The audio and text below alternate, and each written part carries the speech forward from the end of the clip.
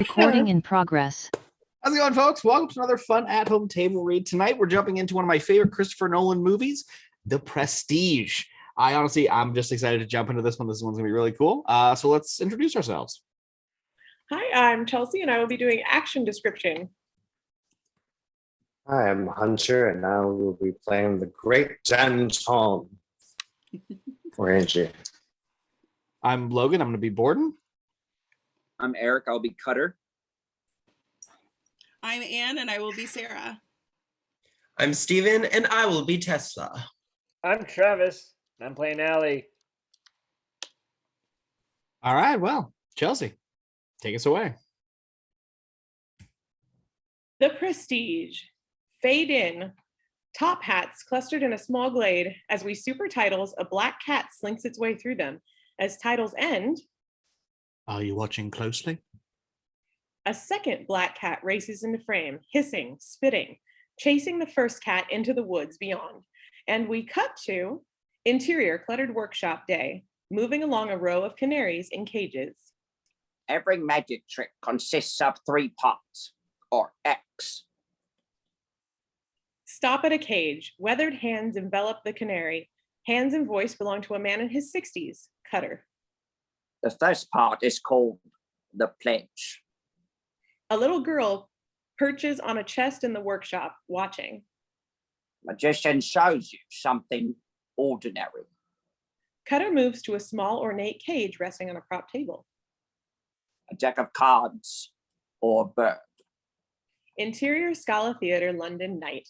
A packed house, many hands raised. Move in on a bearded man, his gloved hand tentatively rising into the air. Or a man. A glamorous assistant beckons bearded man from the aisle. He shuffles along his row toward her, embarrassed.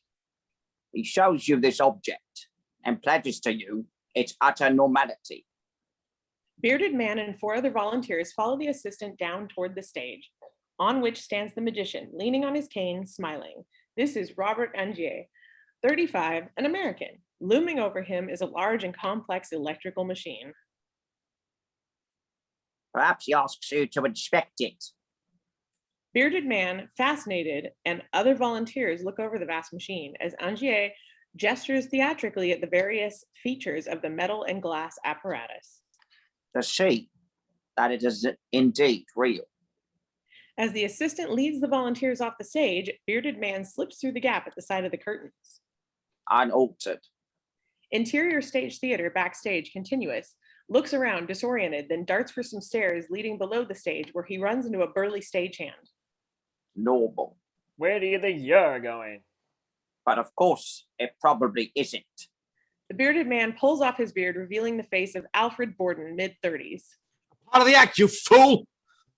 The stagehand raises his eyebrows and steps aside. Borden races down below the stage. Cutter approaches the stagehand. Who was that? Interior Scala Theatre on stage continuous. As the machine groans to life, sparking and crackling, Angier gazes at it, forgetting his audience, entranced, possessed. Interior beneath the stage continuous. Borden fumbles through the darkened area, lit by flashes and sparks through gaps in the boards of the stage above. He gasps as a flash illuminates a stagehand with solid white eyes sitting nearby. Borden waves a hand in front of him. Interior workshop day. Cutter gently places the canary into the ornate cage. The second act is called the turn. Interior Scala Theatre on stage night. Angier, facing the audience, steps into the machine. The magician takes the ordinary something. Interior beneath the stage continuous. Borden lights a match. In front of him is a large glass tank filled with water, its lid propped open. Borden frowns.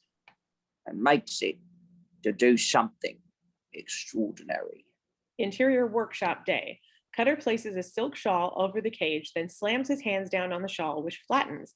The little girl flinches, then stares, fascinated. Now you're looking for the secret. Interior Scala Theatre on stage night.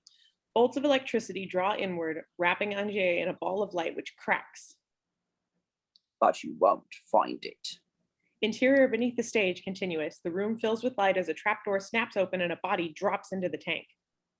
But of course, you're not really looking. The lid of the tank and trapdoor above snap shut. leaving the tank and Borden in complete darkness. You don't really want to know.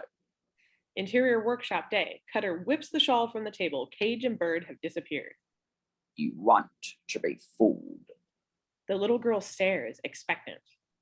but you couldn't clap yet, because making something disappear isn't enough.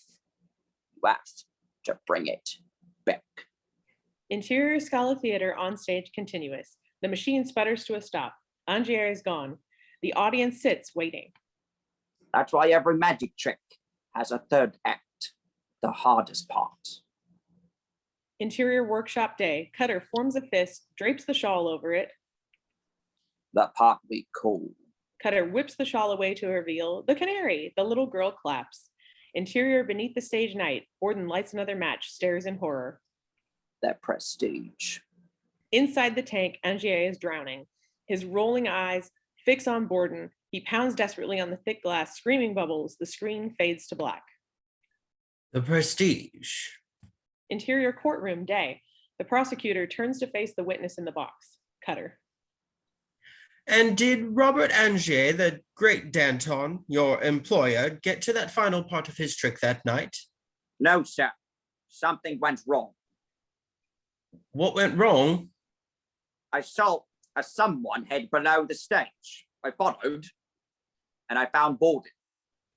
Cutter points at the dock. Borden is there, chained to the floor, flanked by guards. Cutter points. Watching him drown in a tank. Would you describe your occupation to the jury, please, Mr. Cutter? I'm an Angier. I design illusions and construct the apparatus necessary for performing them. And for how long have you been Mr. Angier's ingénu? 8 years. I was privy to the secrets of his entire act. So, Mr. Cutter, was the water-filled tank beneath the stage part of Mr. Angier's illusion? The illusion build the real transported man? No, sir. The tank has been used for the first trick, then taken off stage. Borden must have put it under the trap door after the interval. Cutter looks across at Borden, who is absently tapping his hand against the rail. It is mutilated, missing 2.5 fingers. The defender stands.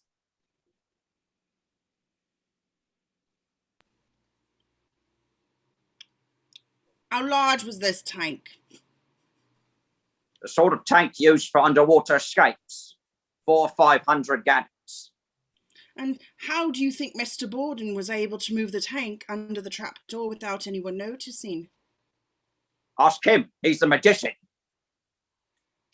Titters from the gallery. The defender turns to the judge. I ask again that this man explain the mechanics of Mr. Angier's illusion.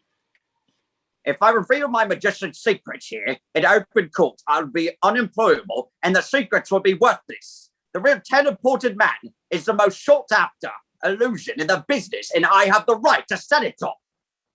The judge considers this. He looks at Cutter, sympathetic. Mr. Cutter, I see your predicament, but we are talking about a capital offense. Alfred Borden's life hangs in the balance. Cutter looks down, quiet. If you were prepared to disclose the details to me in private, I might be able to judge their relevance to the case. Might this be an acceptable compromise? Amid murmurs of assent, the judge adjourns the proceedings. As the guards begin the complex ritual of unlocking Borden's chains from the floor, Borden looks across the courtroom. The little girl from the opening stands in the gallery, looking back at him. Borden gives her a little wave. She waves back, then is guided out by a man wearing gloves and a bowler hat. This is Fallon. He nods at Borden. Exterior prison yard, Newgate Prison Day. Owens, 50s, a lawyer, stands at the entry gate. The captain of the guard walks out to greet him. I'm going to have to ask you to turn out your pockets. Owens raises his eyebrows. Not my idea, sir. The warden saw his show in Manchester last year where he vanished into thin air. He's convinced he'll try and escape. Owens smiles as he hands over his pocket watch and wallet. They walk along a hall wrought iron fence. The prison looms over them. A door in the prison opens and Borden emerges trussed absurdly in chains held by 2 warders. The other inmates begin cattle calling and whistling as Borden is paraded up to a wooden section of the fence. I told him the only way Borden's going to disappear is if I leave him out there with the other inmates. At the fence, the warders lock the ends of their chains to a thick eye hook set into the ground. Check the locks. Twice. They check the locks, then retreat to allow privacy. The captain marches away. Borden looks at Owens, bored. My name is Owens. I'm a solicitor. Borden says nothing.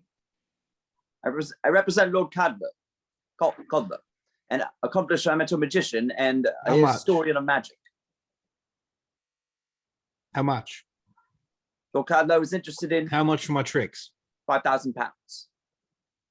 Talk to Fowler, my Angier. Money's for him. I did. He offered to sell you all the tricks except the most valuable one, the transported man. I'd never give myself a selling my greatest trick. Borden signals the wardens to come and unlock him. Even for your daughter. Borden looks up. Owens moves closer, quietly assertive. If the newspapers are right, and you're for the drop, your daughter's going to need looking after. Fowler can take care of. Bernard Fowler, a man with a past even more obscure than your own. The court have already motioned to have the girl removed from his care. No, the girl is to be an orphan. I've been to the workhouse. Owens looks around the prison yard and shrugs. It's better than this. Borden looks at Owens hard. The warders unlock Borden. I'm offering you a way up to warp up your affairs with dignity. And I'm offering your daughter a future. As Lord Caldlow's ward she will want for nothing, ever. Think it over. Borden absently vanishes the card as a reflex. Lord Caldlow wanted you to have this. As a show of good faith, he thought it might be of interest. A sullen warden takes the journal, flicks through it. Robert's diary. It includes the time he spent in Colorado learning your trick. Sullen hands the journal to Borden. Borden takes it. Angier never learned my trick. Really? When he returned from Colorado, he mounted a version of the transported man that the paper said was better, even than your original. If you want Angier's secret, you can dig him up and ask for yourself. Borden turns, dragging the warders with him. Want your secret, Mr. Borden? Consider your daughter! Interior cell, Newgate Prison Day. Borden, on the bed, open Angier's journal, starts to read. A cipher. An enigma. Letters on a page, in meaningless combinations, gibberish. Interior train, mountains dusk. Angier, with a sigh, closes a cardboard-covered notebook, opens his leather-bound journal, and starts to write. Borden's cipher is simple, unraveled by a single word. Now it takes only patience and a passion to know his mind. Angier looks up at his own reflection in the train window. Exterior train station dusk, no platform, no office, no sign, just an electric streetlight which, as Angier watches, flickers on. He leans heavily on his cane and limps over to the light and stares up at it as he's never seen one before. Mr. Angier, welcome to Colorado Springs. Angier looks back and smiles. A driver is looking down expectantly from atop a stagecoach. Angier hands his cane up to the driver and, with some difficulty, hitches his way up to the roof of the rig. As he does, the town of Colorado Springs rises into view a few hundred yards down the road, lit brightly with electric streetlights. The whole town has electricity? The driver nods and whips the horses into action. Exterior road, Pikes Peak, evening. The stagecoach flies along inches from a precipitous drop. It rounds a corner and pulls to a halt in front of the Cliff House Inn, equal parts log cabin and Crystal Palace. Interior Cliff House Inn, continuous. The lobby is cavernous and immaculate. The entire staff of the hotel, bellboys, maids, cooks, and gardeners are lined up along the sides like a regiment of soldiers. Angier reaches the reception desk and the smiling manager. Quite a reception. Our first guest of the season, Miss Angier. Angier, your telegram didn't indicate how long you would be staying with us. As long as it takes. I'll need a coach tomorrow to take me up the mountain. The peak is closed. Sit for scientific experimentation. That's why I'm here. Exterior road, Pikes Peak morning. A stagecoach rumbles along a dirt track. The driver pulls on his reins and the coach pulls to a stop. You have to walk the rest, I'm afraid, sir. Angier nods, lowers himself down to the roadway. Exterior clearing, Pikes Peak morning. Angier comes through the trees to find a wire fence with a sign, extreme danger, no trespassing. Beyond the fence is a compound of 3 barns. Rising from the center barn is a 200-foot steel tower capped with a giant steel ball. Giant arcing bolts of electricity run down the tower from the ball. The windows of the building radiate with blue explosions. Angier steps forward in trance and threads his fingers through the fence. He is sent flying backwards. The fence is electrified. The tower is shut off, a door opens, and a stout little man, shotgun under one arm, marches up to the fence. He uses a rubber pad to pry open the fence and stands over Angier, who is curled on the ground, groaning in pain, trying to stand. I'm amazed at how many of your newspaper writers can't read mine. Shotgun picks up Angier's cane and hands it to him. Not the welcome I was expecting. Shotgun recognizes Angier, amazed. I know you. You're that magician, the Great Destin. I'm Ali. I saw your show in London 7 times. You guessed every object the audience had in their pockets. Angier leans on his cane and gently brushes off the dirt. I'm sorry about the fence. People keep interfering with our work. To see Tesla. Why? Built a machine for a colleague of mine a long time ago. Can you get me a meeting with him? I've come a very long way. Impossible, I'm afraid. I've brought a lot of money. A beat. I'm sorry, Mr. Angier. I simply can't help you. Ali pulls the fence closed. I'll be staying at the hotel indefinitely. Ali watches Angier walk away. He pulls something from his pocket. What am I holding? Angier doesn't look back. Your watch. Ali grins, opening his hand. He is holding a gold watch. Interior hotel room, Colorado, day. Angier sits, the cardboard-bound notebook on the table in front of him. He makes a notation in his own journal as he deciphers Borden's words. April 3rd, 1893. A few days after you first met me. Angier runs his finger along the first line, translating. We were 2 young men at the start of a great career. Interior theater, night. Borden sits in the audience, younger, both hands intact. 2 young men devoted to an illusion. 2 rows in front sits Angier, similarly youthful. 2 young men who never intended to hurt anyone. On stage is a tank. Standing beside the tank is a beautiful young magician's assistant, Julia. The magician, Milton, addresses the audience. Which of you brave souls is willing to bind this lovely young woman? Milton gestures to Julia. The men in the crowd go wild. Hands in the air, cat calls. Smiling radiantly, Julia selects 2 young men who scrambled up to the stage, Angier and Borden. Younger, full of energy, Angier has no limp. They spring to the stage beside Julia and take the rope she offers them. Milton grabs the hook that descends from the flies on a chain. Cutter is watching from the wings. Are either of you 2 gentlemen tailors? Both shake their heads as they start to bind Julia with the ropes. Borden wrapping the rope around her wrist, Angier the one around her ankles. Well, I'm sure you both can tie a strong knot. As Borden finishes his knot and tests it, it slips apart. Borden frowns, hastily retying it, recovering. Cutter notices. Borden finishes, glancing at Julia, who gives a small sign of assent with her eyes. As Angier finishes tying her ankles, he sneaks a light kiss on her ankle. She frowns at him and raises her arms. Milton hooks the rope onto the chain. Milton gesticulates in the wings. Cutter signals to a stagehand who starts hoisting Julia into the air. Milton wheels the tank under Julia's bare feet. Cutter feels for the handle of an axe placed by his feet and pulls out a stopwatch. Julia looks down at Angier. They smile at each other. Julia drops into the tank with a massive splash. Milton slams the lid shut, padlocks it, and raises a curtain around the tank. Cutter checks his stopwatch, grips the handle of the axe. A grand gesture from Milton, the curtain around the tank drops. Julia is gone.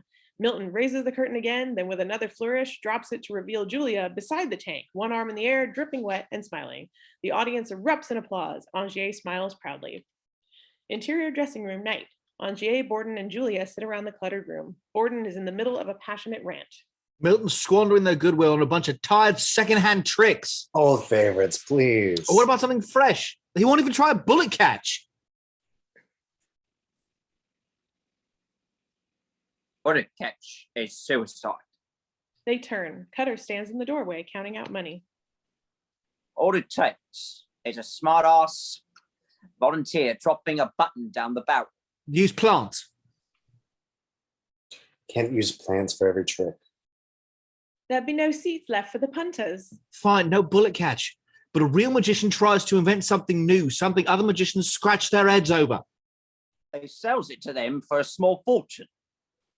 Cutter hands Angier some money. I suppose you have such a trick, Mr. Borden. Actually, I do.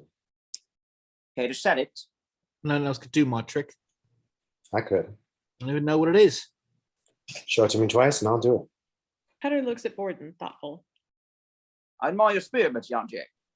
But if Borden here really has invented his masterpiece, it might well be something only he can do. Why is that? Might be something only he's prepared to do. My illusions employ Mr. Milton. He's a skilled showman, but Borden's right. He won't get his hands dirty. You want to see what it takes to make real magic. Go to the Tenley. There's a China. There's an Asian man there who's got what it takes. Like Chung Su. Yeah, tickets are pricey. I know a lad on the door. You two watch his show. Whoever tells me who does his goldfish bowl trick gets the prize. Which is? Cutter gives a sly smile. 10 minutes on stage in front of my old friend, Mr. Ackerman. Angier and Borden prick up at the name. Who's Ackerman? Most powerful theatrical agent in London. Cutter holds out money to Borden, who reaches for it. Cutter grabs his wrist, serious. So you drop the knot again, Borden. I think I have my wrist turned. Some nights you just can't get it, can you? If that knot slips when Julia's on the hoist, she'll break a leg. It's the wrong knot. The Langford double would hold tighter. The Langford's double's not a wet knot. It's too dangerous. The ropes could swell, and she'd never slip it. I can slip a Langford underwater. We've been practiced it. He said no. Julia glances at Angier. No more mistakes. Borden stares at Cutter, leaves. Angier watches him go. Where's he from? Where you from? Angier nods. Fair enough. Couple's props for Virgil at the hall. He works for another magician. Aren't you worried he'll steal your tricks? Doesn't deal in methods. How do you know? Because I hired him to try and find out Virgil's orange trick. I don't know if I trust him. Natural magician. Of course you can't trust him. I think he's all right. Angier turns to Julia and smiles. You think everyone's all right. Even you. Julia kisses Angier. Cutter rises. And Mr. Angier, learn your 8 lines. If I can see you sneaking a peck on your wife's ankle from the wings, the blokes on each end of rows 3 and 4 can too. Interior theater, convent garden, evening. Borden watches from the wings. On stage, a magician, Virgil, locks a canary into a cage, then covers the cage with a shawl. Borden notices a beautiful young woman in the front row with a little boy who is watching Virgil's act, spellbound. Virgil slams the shawl down on the table as if nothing were beneath it, then whips it away. Bird and cage are gone. The little boy begins to wail and cry. Borden watches as the young woman tries to make him stop. Virgil takes the flower from his lapel, covers it with the shawl, and snaps it away. The flower has become the canary. The audience bursts into enthusiastic applause, but the little boy is still crying inconsolably. Virgil takes bows and walks off, handing Borden the canary as he passes backstage. As the audience leaves, Borden climbs off the stage and holds the bird in front of the boy. Look, he's all right. He's fine. But where's his brother? Borden is at a loss. He turns to the young woman. It's a sharp lad, your son. My brother.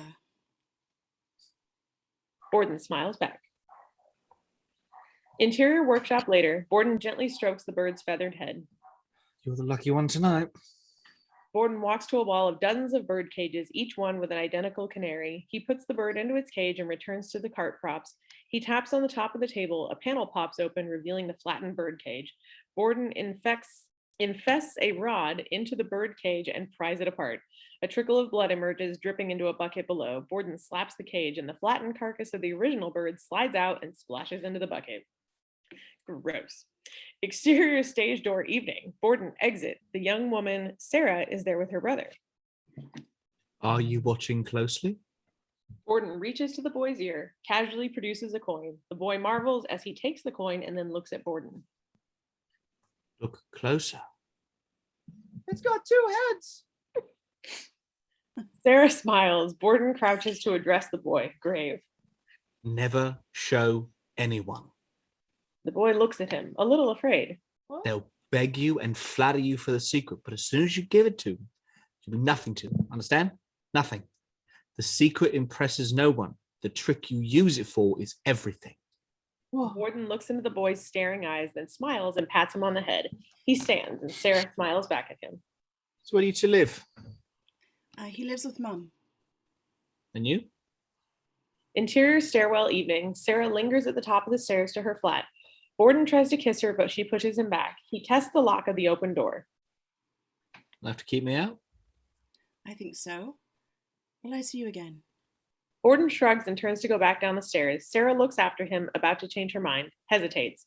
Interior Sarah's flat continuous. She closes the door and locks it, smiling. After a moment, she pads through the living kitchen area, draws back the curtain to her bedroom, and shrieks.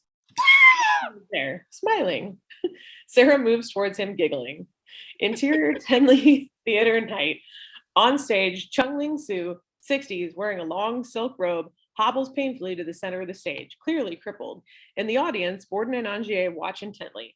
Sue lays a silk shawl and a bare table. He whips it up, revealing a bouquet of roses. So repeats the trick again and again, producing a different object each time. Finally, with a drum roll, Sue whips the shawl aside to reveal a massive goldfish bowl, complete with goldfish. To thunderous applause, Sue bows and hobbles off the stage. Angier, clapping, shakes his head, utterly baffled. He turns to Borden, who has a small, knowing smile. Exterior restaurant night. Borden and Angier watch Sue being helped down from his carriage by handlers who treat him with great gentleness.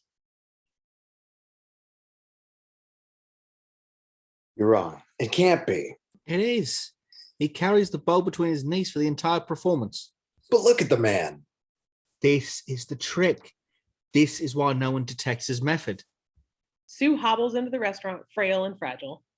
Total devotion to his art. Utter self-sacrifice. It's the only way to escape this. Borden slaps the bricks of the wall behind them. Interior bedsit night. Julia, in bed, watches Angier, sheet wrapped around him like a robe, hobbling. He pulls up the sheet between his knees as a goldfish bowl. I can barely lift this thing and it's not even filled with water or fish. It must be strong as an ox. He's been pretending to be a cripple for years. Anytime he's in public, anytime he goes out, it's unthinkable. Angier puts down the bowl with a flourish and climbs into bed. Borden saw it at once. I couldn't fathom it. Living your whole life pretending to be someone else. You're pretending to be someone else. I don't think changing your name compares. Not just your name, who you are, where you're from. I promised my family I wouldn't embarrass them with my theatrical endeavors. Angier cuddles up to Julia. I came up with a great name for you, the Great Danton. You don't like it? It's sophisticated. It's French. Interior bedsit day. Sarah unlocks the door but has to push against magical props stacked against it. The bedsit is filled with devices. Alfred! Sarah surveys the confusion and spots Borden across the flat, deep in conversation with another man. Borden spots her. We have our routine for Ackerman. The other man turns. It is Fallon. We haven't had the pleasure. Fallon nods. Borden comes over holding a dueling pistol. Mr. Fallon is my ingenieur. Where did you get all of...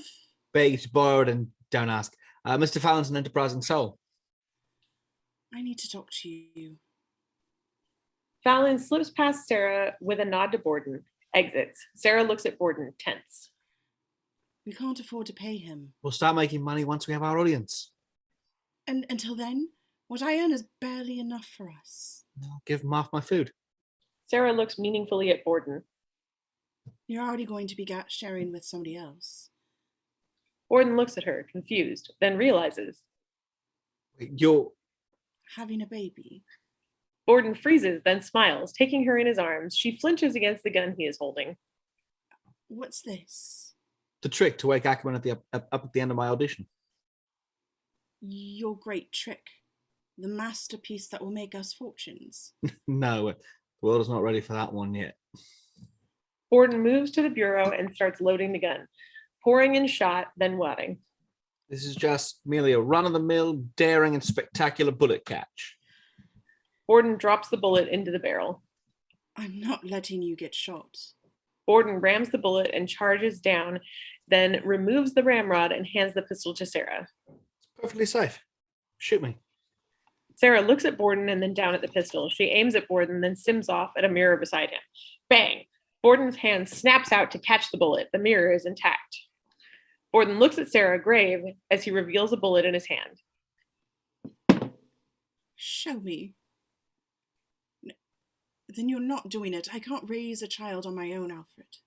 Borden looks at her, takes the bullet from her, and places it on the bureau. Bullet goes in the gun. Then come the ramrod. He takes the ramrod and pushes it down into the bullet, which disappears. And voila.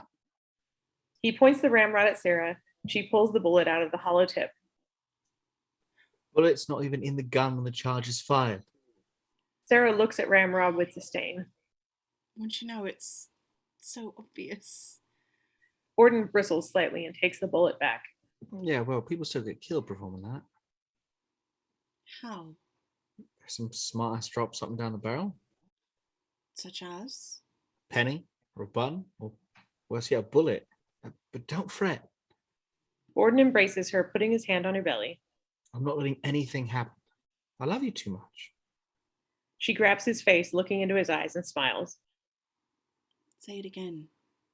I love you. Nope. Not today.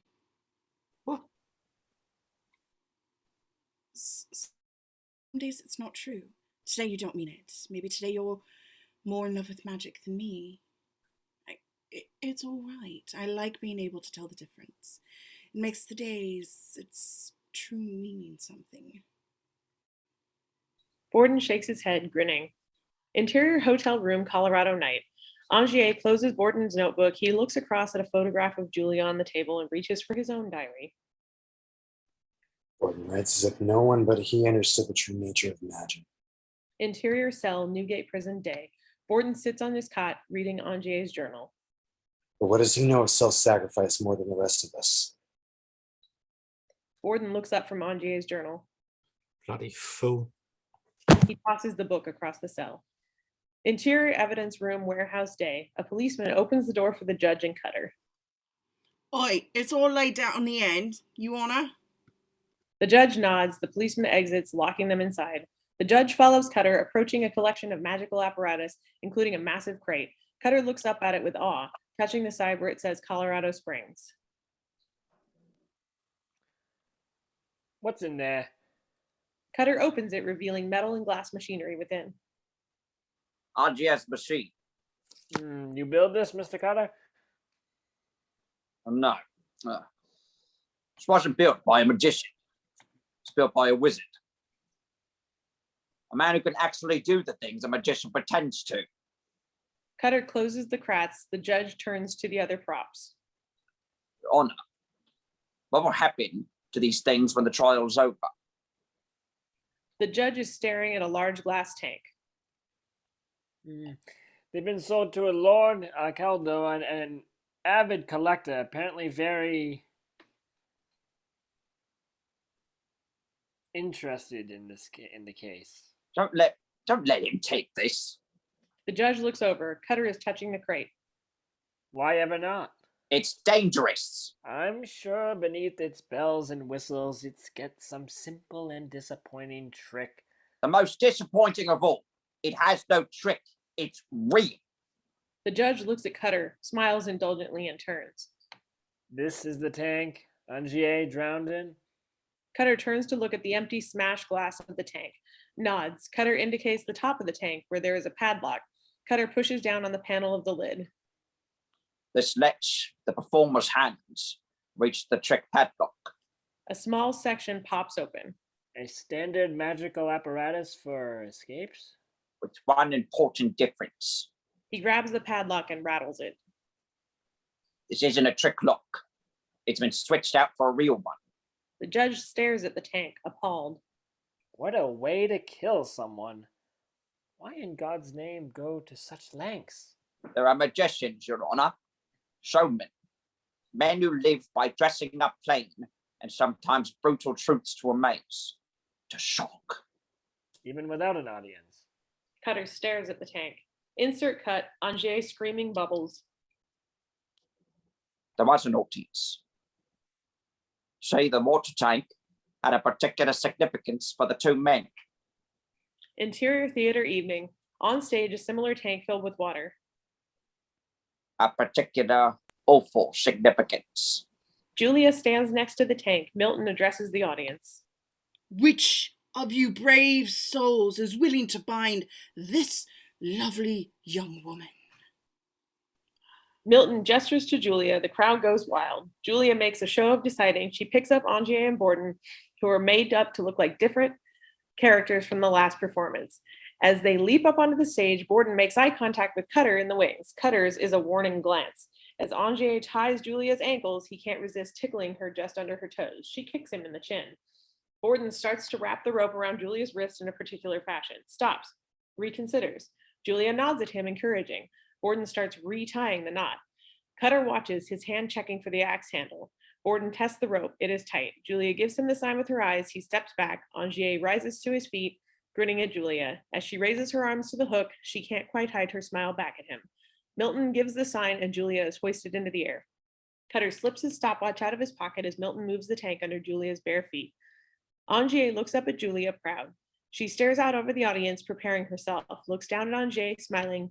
Julia plunges into the tank. Milton slams the lid shut. Cutter checks his stopwatch, hand caressing the axe handle.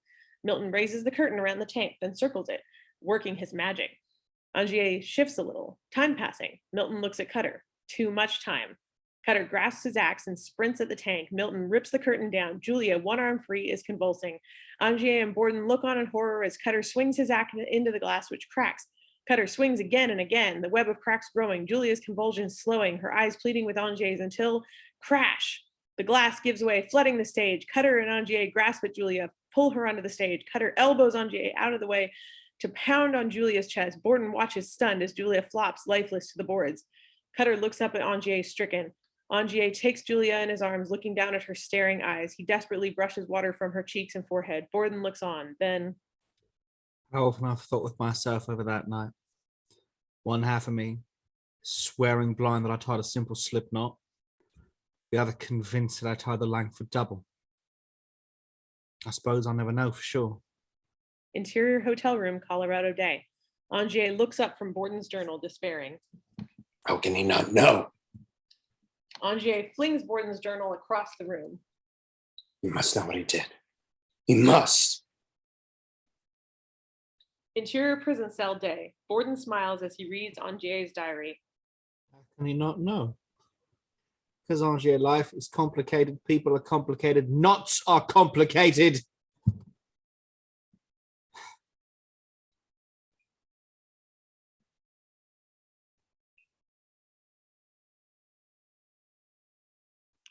Shut it, Professor, or I'll shut it for you. Borden quiets, looking at the journal. How could I not know?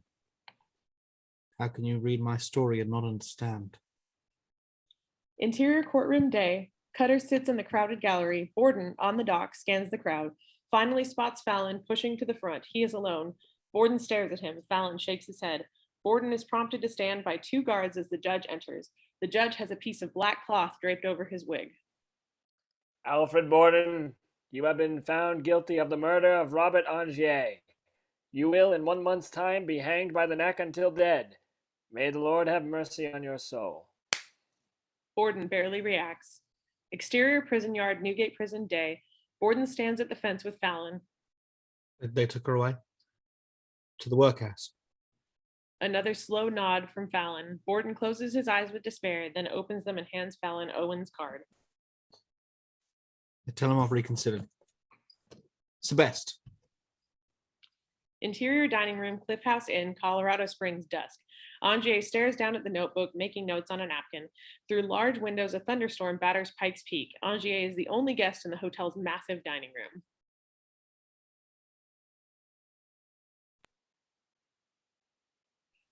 Mind if I join you? Angier looks around. Allie is standing by the table. Tesla sends me down here during the storms. Perfect excuse to come here. I drink with great dozen. Allie sits, gesturing to the waiter. Have you tried our bourbon yet, Mr. Angier? It matches the scenery nicely. Two of them. Beautiful, isn't it? I do miss New York, though. Why are you here? The lightning lives here and not much else. Our work is secret. Allie glances down at the notebook and Angier's scribbles. A cyber? Angier nods as Allie lifts the cardboard notebook. My profession also deals in secrets. Allie looks at the gibberish on the pages of the notebook. It's a rotating transposition that shifts every day of the diary. Simple, but time consuming to translate once you have the 5-letter keyword. Which is... Angier smiles as he reaches for the notebook. We magicians have a circle of trust. You have a circle of trust with someone whose diary you stole. Maybe I bought it. Magicians sell their secrets? That's how we pay for our retirements and how great tricks outlive us. Allie considers this and taps the cover of the notebook. You're hoping to find a great secret in there. I've already found it, and that's why I'm here. Angier reaches in his pocket and removes his own leather-bound journal. He tears a page from it and hands it to Allie, who unfolds it and stares at it. Tesla built one for another magician. Why would you want the same thing? Call it a professional rivalry. Tesla has built an unusual machines for unusual people, but he would never talk about it. I understand discretion. I just want the machine. Allie looks at Angier, thinking. Finish your drink. You'll have a special appreciation for our work. I thought it was a secret. You're a magician. Who's going to believe you? Exterior fields, Colorado Springs night. The storm has abated. Angier's cane in the muddy ground as he follows Allie through the moonlit field. There are large glass globes pushing out of the soil as if planted all around them. They stop in the middle of the field, looking down at the electric lights of the town. We do our tests when the townspeople are asleep. Mr. Tesla doesn't want to scare anyone. Allie checks his watch by the moonlight. Not long now. As they watch, the lights of Colorado Springs disappear. Our equipment requires a great deal of current. Tesla electrified the whole town in exchange for using the generators we need to. The field around them explodes with dazzling light. Angier laughs out in surprise. The field is full of 1,000 large light bulbs, all glowing together. Allie bends down and picks up the nearest light bulb. As he does, the light in it extinguishes. He tosses the bulb to Angier. Except for the size, it's a normal light bulb. Where are the wires? Exactly. Angier bends and gently pushes the light bulb into a random spot in the wet soil. The light bulb flickers on again. Where's the generator? You saw it last week. But that must be 10 miles from here. 15, and I have to ride all of them before I get to bed. I'll send a word for you in a few days, Mr. Angier. Angier bends to pick up his light bulb. As he does, the light fades in on all of them, and the lights in town come back on. Angier is alone. Interior bathroom, London, day. Angier has his head submerged in a sink full of water. He bursts free, gasping, collapses to the floor, sobbing. Interior bathroom later. Angier lays out makeup supplies and takes out a boulet, places it on the sink next to a false mustache. Exterior Prince's Arms bar and theater. Rough, unwelcoming, crowded. A small stage at one end. Borden works his way through the Chinese rings. The crowd is jeering. Get out your gun, Professor. Someone hurls a bottle at the stage and it narrowly misses. Borden glares out into the audience and pulls out his gun. Volunteer. The crowd surges forward with eager volunteers. Fallon scans the crowd, passing over two eager and two drunk before settling on a mustache man and bringing him up on stage. Borden loads the pistol and hands it to Moustache and steps backwards, pulling his coat apart, challenging. Are you man enough, sir? Yes. Something in Moustache's tone makes Borden look closely behind the mustache. Angier, quivering with tension. Borden looks at the trembling gun, then at Angier, spreads his hands, inviting. I think not. Angier purses his lips, straining to pull the trigger. Insert cut, Julia's face screaming bubbles. Angier's eyes are almost closed as he squeezes the trigger. Fallon hits Angier and jumps to Borden's side, grabbing his bleeding hand. The crowd is screaming, pushing for the door, straining for a closer look at Borden. Angier, shocked, melts into the crowd. Interior pub day. Angier sits at the bar staring. He raises his pint glass, downs it, then stops, looking at the bottom. There is a playing card. He looks around. Cutter is sitting at a table with two fresh pints in front of him. Angier heads over. I thought I'd find an answer at the bottom of a pint glass. Hasn't stopped you looking. I heard about a bookie. Nice little theater. Good up-and-coming magician. Who? You. You got me a booking. Why? Cutter looks down into his beer. Because I want to keep you working. But who's going to hire the ingenue who killed Julia McCullough in front of a sellout crowd at the Orpheum? Angier looks back at Cutter. Someone who knows that it wasn't your fault. Someone who knows Alfred Borden and his repertoire of exotic notes. Heard he had a spot of bad luck doing a bullet catch south of the river. Angier looks down at the liquid in his glass. It's down like that. Often water. Lungs scream. What did she go through, Cutter? Cutter watches Angier's distress. I know an old sailor. Told me about a time he got pulled over at the side, tangled in the sheets. They dragged him out, but it was 5 minutes before he coughed. Angier stares at Cutter, hanging. Said it was like going home. Angier considers this, collects himself. Which knot did Borden tie that night? Wouldn't say. Wouldn't say. If it was as if he didn't know. Interior workshop day. Angier and Cutter inspect a large, empty room. We'll have to whitewash the windows to confound the more curious members of the audience. That should do. We should see about an assistant. I've made arrangements. Have you settled on a name? Yes, I have. The Great Danton. Bit old-fashioned. No, it's sophisticated. Interior Angier's workshop day. Angier is sitting at a work table pensive. He is moving one hand across the other, making a rose appear and disappear. The windows have been whitewashed and the room is filled with an array of magical apparatus, cabinets, costumes, props. On the other side of the room, Cutter watches as Olivia Wenscombe, 20s, equal parts greats and mischief, squeezes herself into a tall cabinet, looking past Cutter to Angier. What's so hard about all this? Cutter leans into the cabinet and pops up a trick panel in the floor, revealing a tiny chamber. In here, Miss Wenscombe. No point meeting Miss Angier unless you fit. Olivia shrugs and hands Cutter her hat, then her thick skirts, and folds herself into the bottom of the box. Breathe as little as possible. Cutter closes the lid over her and walks over to Angier. Not much experience, but she knows the basics. She knows how to present herself, and a pretty assistant's the most effective form of misdirection. Angier nods. There is a small sneeze from inside the cabinet. I suppose I should let her act. Interior Sarah's flat day. Sarah is frantically redressing Borden's injured hand. Blood has seeped through the bandages. I don't understand, Alfred. How can it be bleeding again? She examines the wounds. 2.5 fingers are missing. The injuries are black, but wet and fresh. What have you been doing to it? It looks It looks as bad as the day. It looks as bad as the day it happened. We need to get to the doctor back. You can't afford the doctor back. A baby starts crying in the bedroom. Sarah glares at Borden. You've woken her. I'm sorry. Look, I just need this to heal so I can get back to work. She looks at Borden reluctantly. Alfred, you have to face things.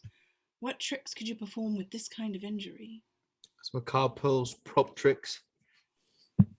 And the trick I've been telling you about, the trick they'll remember me for. Interior Angier's workshop day. Angier and Cutter at the workbench examine a bird cage. Cutter is wearing a strange leather harness over his shirt. It has large springs and small pulleys in the back. The birdcage can't be our climax. Everybody knows it. Not like this, they don't. I don't want to kill doves. Then stay off the stage. You're a magician, not a wizard. You have to get your hands dirty to achieve the impossible. You sound like him. Put your hands on the sides.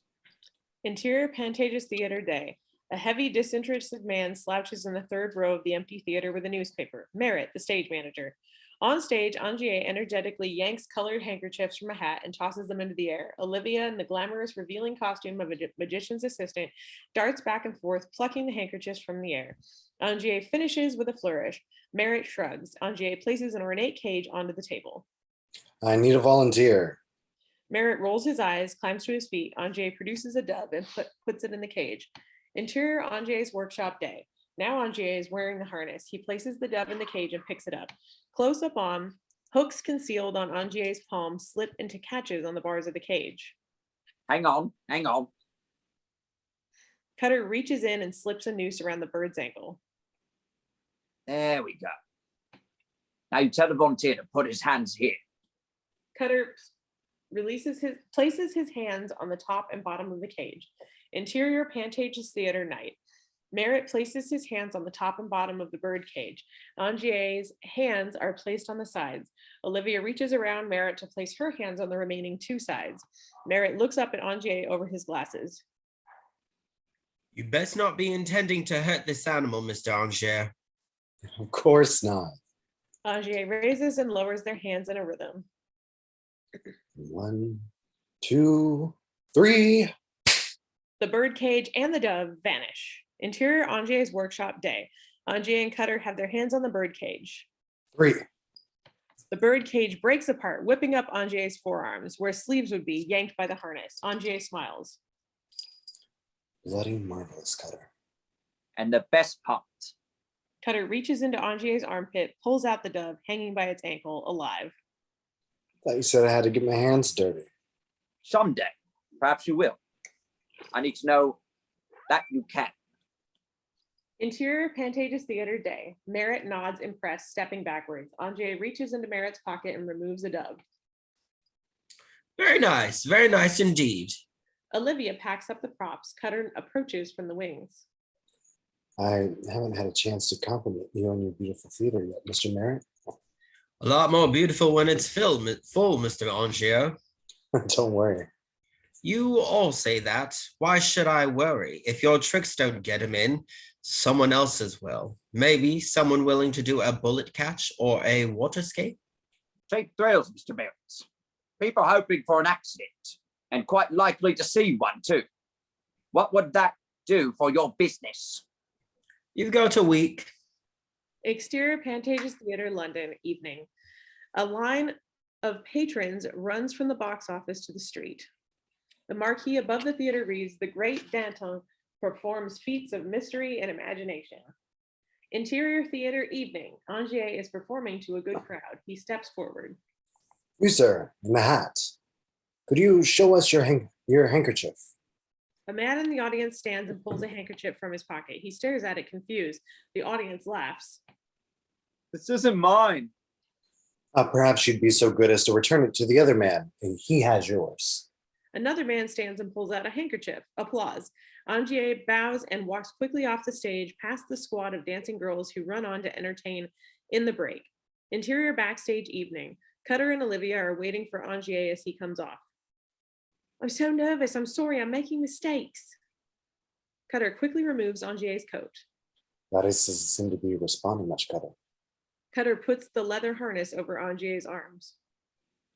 This is a grand theatre with a sophisticated audience. They've seen most of these tricks before, but not like this next one. You'll see. Cutter checks the springs of the harness and replaces Angier's coat. He spots a stagehand poking his head around the flies. You! Piss off out of it! The dancers are wrapping up.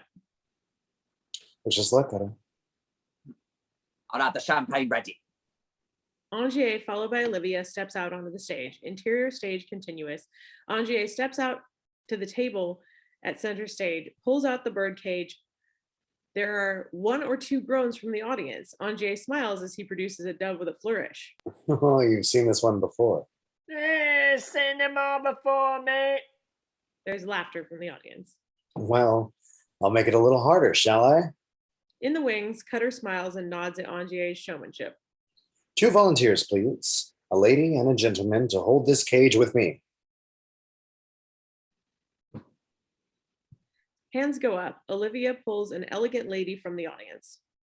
I'll perform this feat in a manner never before seen by yourselves or by any other audience anywhere in the world.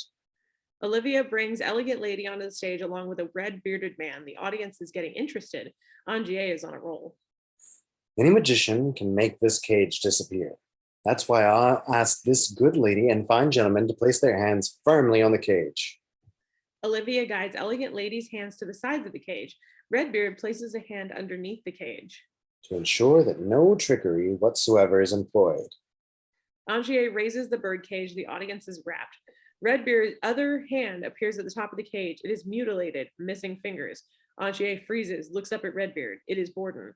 Borden smiles as he worms his little finger into the cage mechanism. Snap! Half the cage whips up Angier's sleeve. The other half collapses on the dove and the elegant lady's fingers. She screams. Bird blood splatters to the 3 of them, and the audience goes crazy. Borden smiles at Angier through his blood-spattered fake beard and retreats into the chaos surrounding the elegant lady, who is still screaming as Angier tries to free her fingers from the mechanism. Interior backstage later, Angier and Cutter watch the stagehands clear the stage. I should have spotted him. A lot of plates spinning. Angier looks down at the harness in his hands. Don't suppose they'll let us do this one again. No. So what's the climax of our show? Show? You don't have a show. Mr. Merrit, we have a week's engagement.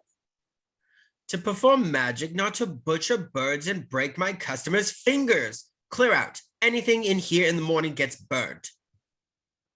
Cutter puts his hand on Merritt's arms. Mr. Merrit. It's done, John. I've hired a comedian. You know I hate comedians, which should indicate that I may feel about your friend's future as a stage magician. Cutter nods. Merrit leaves. Cutter turns to Angier. There are plenty of good theatres. If we can come up with another trick and change the name of the act. The name stays. Cutter sees Angier's resolve. Right. Well, the new trick will have to be irresistible then. I've had a couple of methods to try out, but we'll need a fresh angle on the presentation. Angier nods. If you need inspiration, there's a technical exposition of the Albert Hall this week. Scientists and engineers. That sort of thing captures the popular imagination. Exterior Royal Albert Hall, afternoon. The large concert hall is surrounded by crowds and covered in banners advertising a technical exposition. Angier makes his way past a giant steam engine and into the building. Interior Albert Hall, afternoon. The lobby is filled with displays and models. Angier pokes around, looking thoroughly disinterested until he comes to an information booth plastered with illustrations of electrical bolts. Would you like to know your future, sir? The man who killed changed the world is speaking right now. Continents divided no more. Free, clean power. The mysteries of the world solved. The posters show a tall, handsome man bathed in lightning and standing astride the world-like Colossus. In bold print, it says, "The Wonders of Alternating Current, Nikola Tesla." Interior Auditorium, Albert Hall, continuous. The hall is completely darkened, but bright blue flashes illuminate Angier as he pushes his way to a seat. On the stage, a tall rod capped with a steel ball is transmitting a steady, sparking stream of electricity onto a matched ball across the stage. A figure walks around from behind the machine and the audience gasps as a shower of sparks bounce off his immaculate evening wear. This is Tesla, but Angier is too far from the stage to get a good look at him. With a system like this, I could have the entire city electrified within 2 years. The audience breaks into laughter. The spell is broken. Tesla must be a lunatic. Mr. Edison's direct current system is flawed and dangerous. With my alternating current devices, Someone from the audience chimes in. Fraud! Angier turns to look. The man who called out is leaving. He's not alone. Angier freezes, staring down the aisle. Borden is sitting there wrapped, lit by flashes from the machinery on stage. As Tesla continues his demonstration, Angier stares at Borden. Exterior street day. Borden walks down the street. Angier is following him. Borden meets Sarah, pushing a pram. Borden looks down at the baby, then up at Sarah. Love you. Sarah smiles. See, today it's true. Angier watches Borden kiss his wife and then his baby. It's all happiness. Interior hotel room, Colorado night. Angier writing in his leather-bound journal. Happiness that should have been mine. I was wrong. Angier glances at Borden's notebook sitting on the desk. Reading his account, I realized that he never had the life I envied. Angier flips open the notebook, staring at the coded writing. A family life he craves one minute, he rails against the next, demanding freedom. His mind is a divided one. Interior prison cell day. Borden sits on his cot, reading Angier's journal. His soul restless, his wife and child tormented by his fickle and contradictory nature. Borden is crying. He puts the journal down and jumps to his feet, banging on the cell door. God. God. The viewing slot slides open. What do you want, Professor? Paper and pencil, please. Interior prison library, Newgate Prison Day. The library is long and titled with 2 long tables. It looks as if it used to be a latrine. Borden sits at a table writing on a stack of notepaper. His arms have been unbound, but long chains run from his elbows to where Sullen Gardis sits smoking, craning his neck to read Borden's writing. Let me see. Sullen snatches up the papers. Borden makes no move to stop him. The top sheet is a sketch of a cabinet. I'm going to know all the professor's secrets. If I teach you how to read. Sullen smashes the papers into a ball and drops them. Just stupid tricks, right? Haven't helped you get out of here. Have they? Or can't you open real locks, Professor? Perhaps I'm just biding my time. Perhaps one day I'll just hold up my hand. Borden produces a rubber ball in front of Sullen's face. Sullen stares. Get your attention. And then quietly say, are you watching closely? Perhaps I'll say a magic word or two. And then you're gone. Borden vanishes the ball, but fumbles it. It drops to Borden's feet. Sullen laughs as Borden scrabbles around his ankles to retrieve the ball. How'd you get famous then? Borden stands. Magic. Borden turns, no longer chained. Sullen jumps to his feet to follow, but his ankle is chained to the table. The other prisoners are laughing and cheering. Oh, Borden! Get back here! Sullen fumbles with his keys as Borden takes a bow. Another warder cracks Borden over the head with a truncheon. Sullen, now free, kicks Borden in the ribs. Cut to close on an advertisement. An advertisement. The professor has defied death to return with a new spectacular, pull wider. Interior Angier's workshop night. The newspaper on the makeup table. Angier sits at the mirror. He rubs brown paste into his hair and then combs it out. Then he chooses a beard, sets it on his chin, and begins to adjust it. He drops a bottle of spirit gum as he looks in the mirror and sees Olivia standing beside him. Yeah, I thought you'd gone. Olivia shifts, embarrassed. I don't really have anywhere to go. Angier slips the newspaper from the table. You've been sleeping here? Kada said it would be okay till we get another booking. What are you doing? Researching. Part of a magician's job is to watch his competition, to see what illusions there. You're going to do something to that man, aren't you? Olivia moves closer. Angier is quiet. Cutter's hoping you'll let things lie. He says if Borden thinks things are even between you, then we can... Even? My wife for a couple of his fingers is a child now. He's performing again. Borden is out there living his life just as he always intended, and if nothing, as if nothing had happened. And look at me, I'm alone, and no theater will touch me. Us. You're going to need a better disguise. Olivia reaches for Angier's fake beard. Interior tiny, grubby theater night. Angier, almost unrecognizable as a blonde, slips into the back of the theater, which is as rough as unwelcoming as Borden's last venue.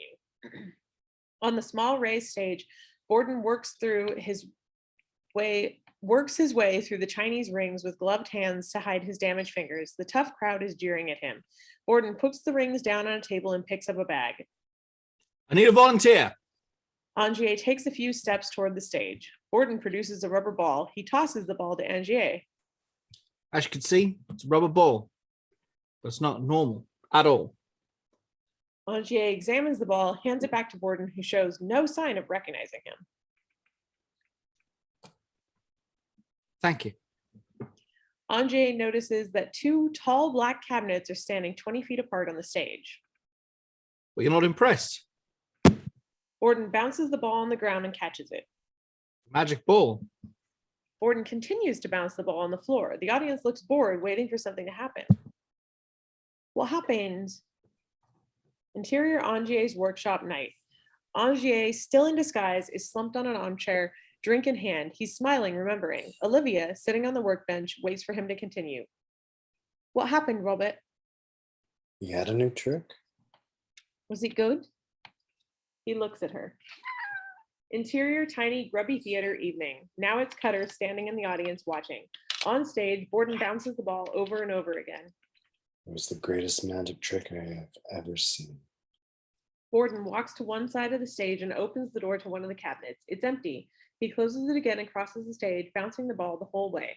At the far cabinet, Borden repeats the process, opening the door to the empty cabinet. This time, however, he leaves the door open. He steps forward and gently bounces the ball sideways across the stage. Borden steps into the cabinet behind him, closing the door. With no one on stage, the audience watches as the ball continues to bounce across the stage. Bounce, bounce, bounce. The ball loses height, and just as it reaches the second cabinet, something impossible happens. The door to the second cabinet opens, and Borden steps out, catching the ball.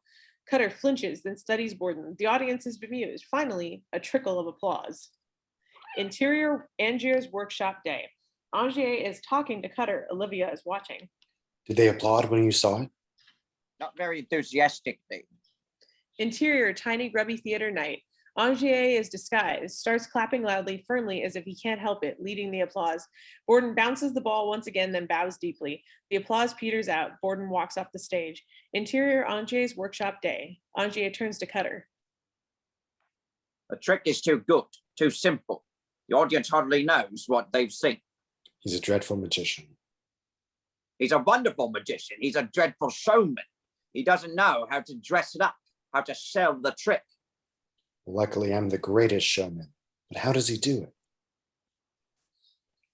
He uses a double. It's not that simple. This is a complex illusion. You think that because you don't know the method. It's a double who comes out at the end. It's the only way. I've seen his performance 3 times now, Mr. Cutter. The Prestige is the same man. It's not. The same man comes out of the second cabinet, I promise you. It is the same man. He wears padded gloves to hide his damaged fingers, but if you look closely, you can tell. He doesn't know how to sell his trick to an audience, but I do. He would give us our climax. The man stole my life. I'm going to steal his trick. You have to find someone who can look like you on stage. He doesn't use a double. I don't know how Borden does it, Robert. So either you wait for Borden to retire and buy his secret, and you can listen to how I would do this trick. And the only way I know is to find a bloody good double. take a good look.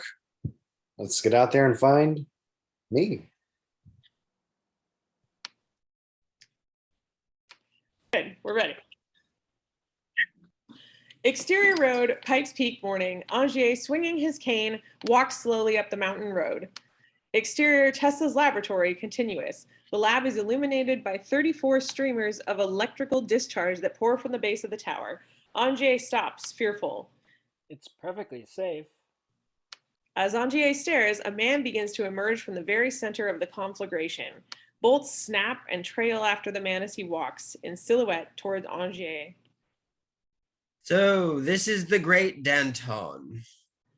Tesla emerges from the ball of electricity, dressed as if he were on his way to the opera. He brushes sparks from the sleeve of his jacket as he extends a hand to Angier.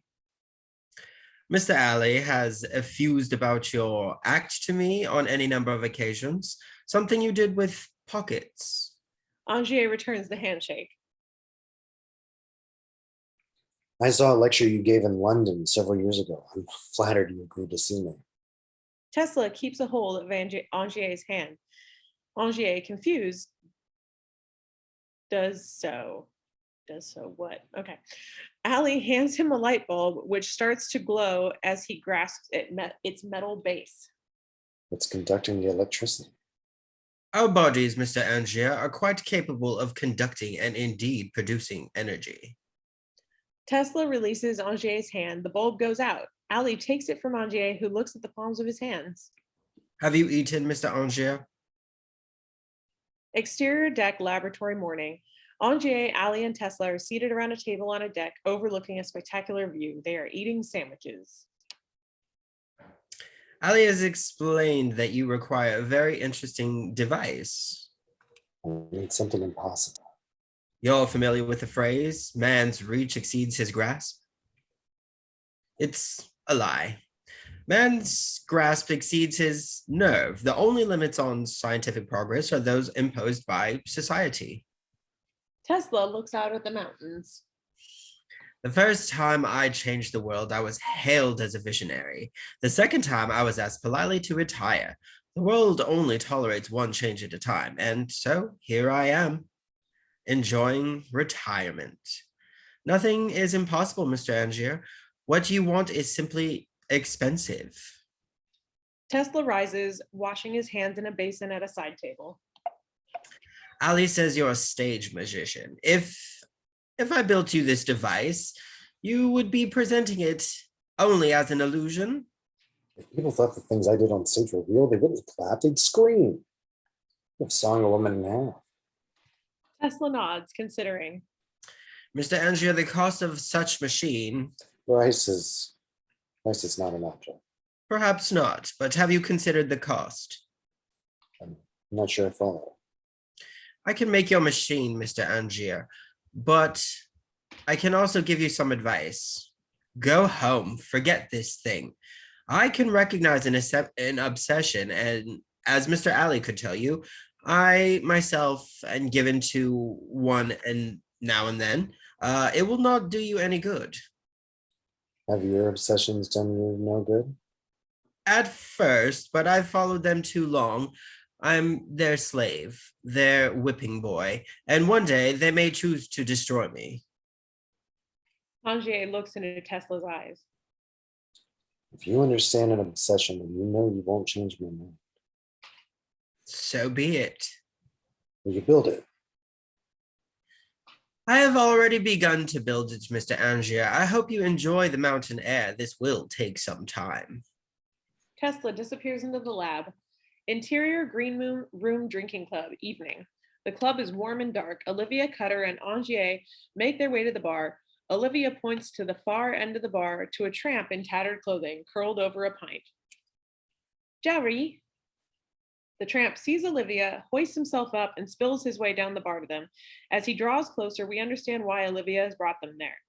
Underneath the filth and matted hair, this man is a spitting image of Robert Angier. He is played by the same actor.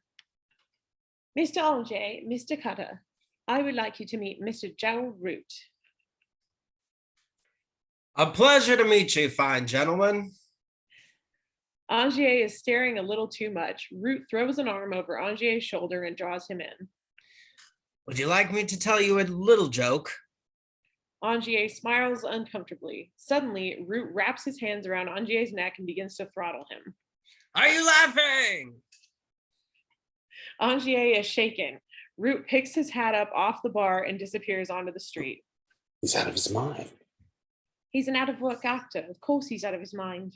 He's perfect. A little work, mind you, but when I'm done with him, he could be your brother. I don't need him to be my brother. I need him to be me. Exterior North Hill day. Borden escorts Sarah and their toddler, a girl, up the tree-lined street. Borden stops abruptly and crouches to his daughter. You like to see a magic trick? Borden reaches up and pushes a wayward lock of hair over her ear. When his hand returns, it's holding a key. He stands, places the key in Sarah's hand. What's this for? Borden takes her gently by the shoulders and turns her around until she's facing a modest two-story house. She looks down at the key in her hand.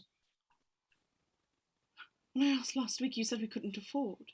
Caught me in the wrong mood. But you went through all that. Sarah, I'm allowed to change my mind, aren't I? The act is taking off. Maybe soon I'll get us into a bigger theater. Things will work. Sarah turns and embraces her husband. Interior Empire Theater. The auditorium is empty. Two doors in simple frames have been erected in the middle of the stage. Angier fiddles with one, opening it, walking through it. Olivia is watching. You walk through this one then. Angier stands, Olivia in front of the door. He pushes the door all the way open. Suddenly, a trap door set into the floor pops open. Angier jumps through it. Interior Empire Theater continuous. Olivia gathers up her skirts and drops through the hole. Interior beneath the Empire stage continuous, landing beside Angier on the straw mattress. Ooh, couldn't you find a softer one? It's not for sleeping on. Olivia looks around the below stage area, and Root goes up through there. She gestures at a lift 20 feet away with a trapdoor mechanism above it. Angier nods. Olivia looks at Angier. It's going to be amazing, Robert. It has to be. Borden's trick is getting noticed. The place was packed today. You went and saw his show again. You're becoming obsessed, Robert. Ready to meet yourself, Mr. Robert? Angier and Olivia look up to see Cutter at the trapdoor. Interior Empire Theater moments later. Angier and Olivia sit in the front row. Cutter beckons Root on stage. He's been cloned up and dressed in Angier's stage costume. He trips his way across the stage. All I have to do is keep myself stinking drunk all the time, and no one will be able to tell the difference. A little fate, sir. Would you favor us with a performance, Mr. Root? Root picks himself up and dusts himself off. Suddenly, Root has become Angier. He is channeling everything from his facial expressions to his walk. Angier nods, starting to believe this might work. The illusion is perfect, till he opens his mouth. You would drink too, if you know the world half so as I do. Angier hops up onto the stage, examining Root from different angles. Root starts aping his every movement. Olivia starts laughing. Angier is getting uncomfortable. Did you think you were unique, Mr. Angier? I have been Caesar.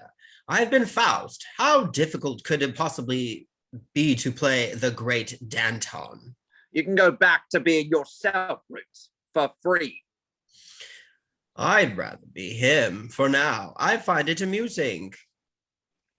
Root waves his hands across his chest in the same manner that Angier does on stage. He produces a bottle of gin from thin air and takes a long swallow and jumps down to join Olivia. Root has to keep a low profile. Anyone seen him, the game's up. I don't know how you do these things, Cutter. I'm not sure I want to know. Have you thought about what we should call the trick? No point being coy. Borden calls his trick the transported man. Cutter nods. Exterior Leicester Square, evening. The enormous marquee of the Empire Theater. The great Danton performs the new transported man. Beneath it, a crowd. Fallon amongst them, staring up at the sign. Interior Empire Theater, evening. Angier is on stage nearing the end of his show, smiling broadly as he pulls dozens of flowers from thin air and tosses them to the crowd. Applause fills the theater. The door frames are wheeled out on either side of the stage. Angier approaches the edge of the stage to address the audience with a suddenly solemn demeanor. Ladies and gentlemen, much of what you've seen tonight can be termed illusions. Entertaining trifles of the sort you may have seen other magicians perform. Angier puts on a top hat. Alas, I cannot claim this next feat as illusion. Watch carefully, you will see no trickery, for no trickery is being employed. Merely a technique familiar to certain citizens of the Orient and various holy men of the Himalayas. Indeed, some of you may be familiar with this technique, but for those of you who aren't, do not be alarmed. What you are about to see is considered safe. Angier gracefully turns and heads upstage to the right-hand door, opens it, slaps it to show that it is solid, then strolls through the crossing stage to the other door, which he opens, slapping to show it's solid, then walks through the frame. Angier removes his top hat and throws it high into the air. It sails back down to him and he catches it. Angier throws the hat again, even harder this time, and it disappears up into the rafters. After a beat, it is clear it's not coming back down. There is laughter. Angier snaps his fingers and the hat is dropped back down to him. He catches it. Angier moves to the first door and throws his hat in a high arc across the stage. He opens the door, steps behind it. The second door far across the stage immediately opens and Angier Root emerges, reaching up to catch the hat. Both doors slam shut behind him. He puts on the hat. The audience erupts, a standing ovation. Fallon, the only one in his seat as Angier and Root take his bows. Interior under the stage continuous. Angier, hearing the massive applause, climbs off the straw mattress, peering up through the cracks in the floorboards. Smiling, he turns to the unseen audience and bows. Interior dressing room evening. Angier, Olivia, and Cutter are celebrating their success. Empty bottles of champagne line the makeup table. To our achievement, they drink. The manager said he's never seen a reaction like it. At least he got to see it. I spent the ovation hidden under the stage. No one cares about the man who disappears, the man who goes into the box. They care about the man who comes out of the other side. I care about the man in the box. Thank you. Maybe we could switch before the trick. That way I could be the prestige and the Root ends up below stage. The anticipation of the trick is everything. It needs your showmanship to build suspense. If Root opens his mouth, it's all over. He can't introduce the trick. Of course I can. I'm the great Danton. They turn. Root is lying behind a trunk, still in costume. Root, you bloody fool. Get that costume and makeup off right now. Anyone could walk in here. Cutter is slapping Root to his feet. He grabs his collar and turns to Angier and Olivia. Congratulations all. Cutter drags Root out. Olivia slides onto the makeup table. I suppose I should get more rest. Life is not full of these moments, Robbie. We've worked too hard for this and we need to celebrate properly. Angier looks at her with a gentle smile. She pulls him in closer and they kiss. She wraps her legs around him. They kiss again, but he pulls back. What's wrong? Is it your wife? Trick isn't good enough. Didn't you see the audience? No, Well, they loved it. it's not as good as his trick. Borden's trick is nothing compared to ours. He doesn't have any style. He doesn't have to spend the finale hiding under the stage. I need to know how he does it, Why? so that I can do it better. I need you to go and work for him. Work for him? Are you joking? You'll be my spy. We just got our start and you want me to leave? It's how we advance. Think of it, Olivia. We've got people excited about Cutter's version of the trick. Imagine what we could do with the real illusion. We'll have the greatest magic act anyone's ever seen. He knows I work for you. Exactly why I want to hire you. I want my secrets. Why would he trust me? Because you're going to tell him the truth.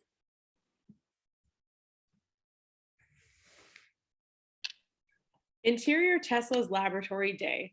Allie shows Angier in. Tesla is sitting, reading. You must be curious to see what so much money had bought you, Mr. Angier.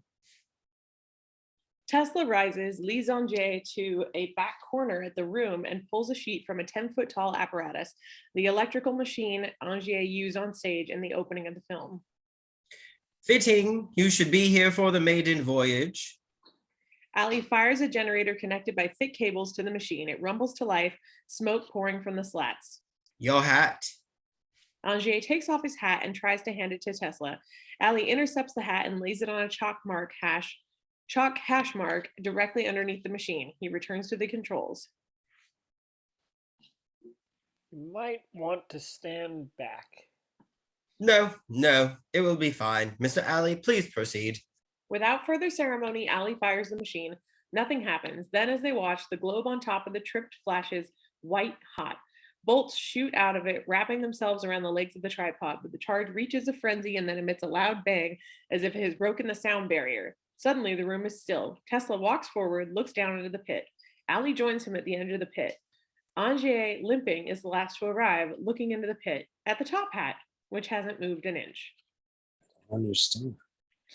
Tesla stares at the hat as if trying to melt it with concentration. Ali pulls Angier away from the pit.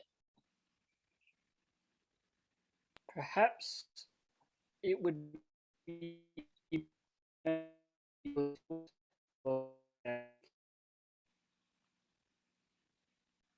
Angier begins to protest, but Ali gestures toward the door. Interior Borden's workshop day, a small disused shop off an arcade crowded with tools, cabinetry, and props, windows plastered with playbills. Borden is sitting at a workbench, sleeves rolled up, working a lathe. Fallon enters, Olivia behind him. Borden looks back at her, turns back to the table, instinctively putting on his gloves. Interesting workshop. We make do. My name is Olivia Winchcombe. Yeah, I know who you are. Are you here to see the rest of my show? Olivia sees one of the theatrical notices that litter the shop. The great Danton breaks the record with his astonishing new trick. No, I'm here to give your show what it's missing. And what might that be? Me. Was not just saying that, Bernard. A woman's touch. I've left Angier. I want a job. I know you have no reason to trust me. Why on earth shouldn't I trust you? Mistress of my enemy. Mr. Borden. Alfred. Alfred, I'm going to tell you the truth. Ah, the truth. Slippery notion in our line of work, Miss Winscombe. I'm here because he sent me here. He wants me to come and work for you and steal your secret. What does he need my secret for? His trick is top notch. The great Danton vanishes and instantly reappears on the other side of the stage, mute, overweight, and, unless I'm mistaken, rather drunk. Tell me, Olivia, how does he like taking his bows under the stage? It's killing him. He's obsessed with discovering your method. He thinks of nothing else and takes no pleasure in our success. I've had enough. There's no future with him. He sent me here to steal your secrets, but I've actually come to offer you his. He has no secrets from me. This is the truth.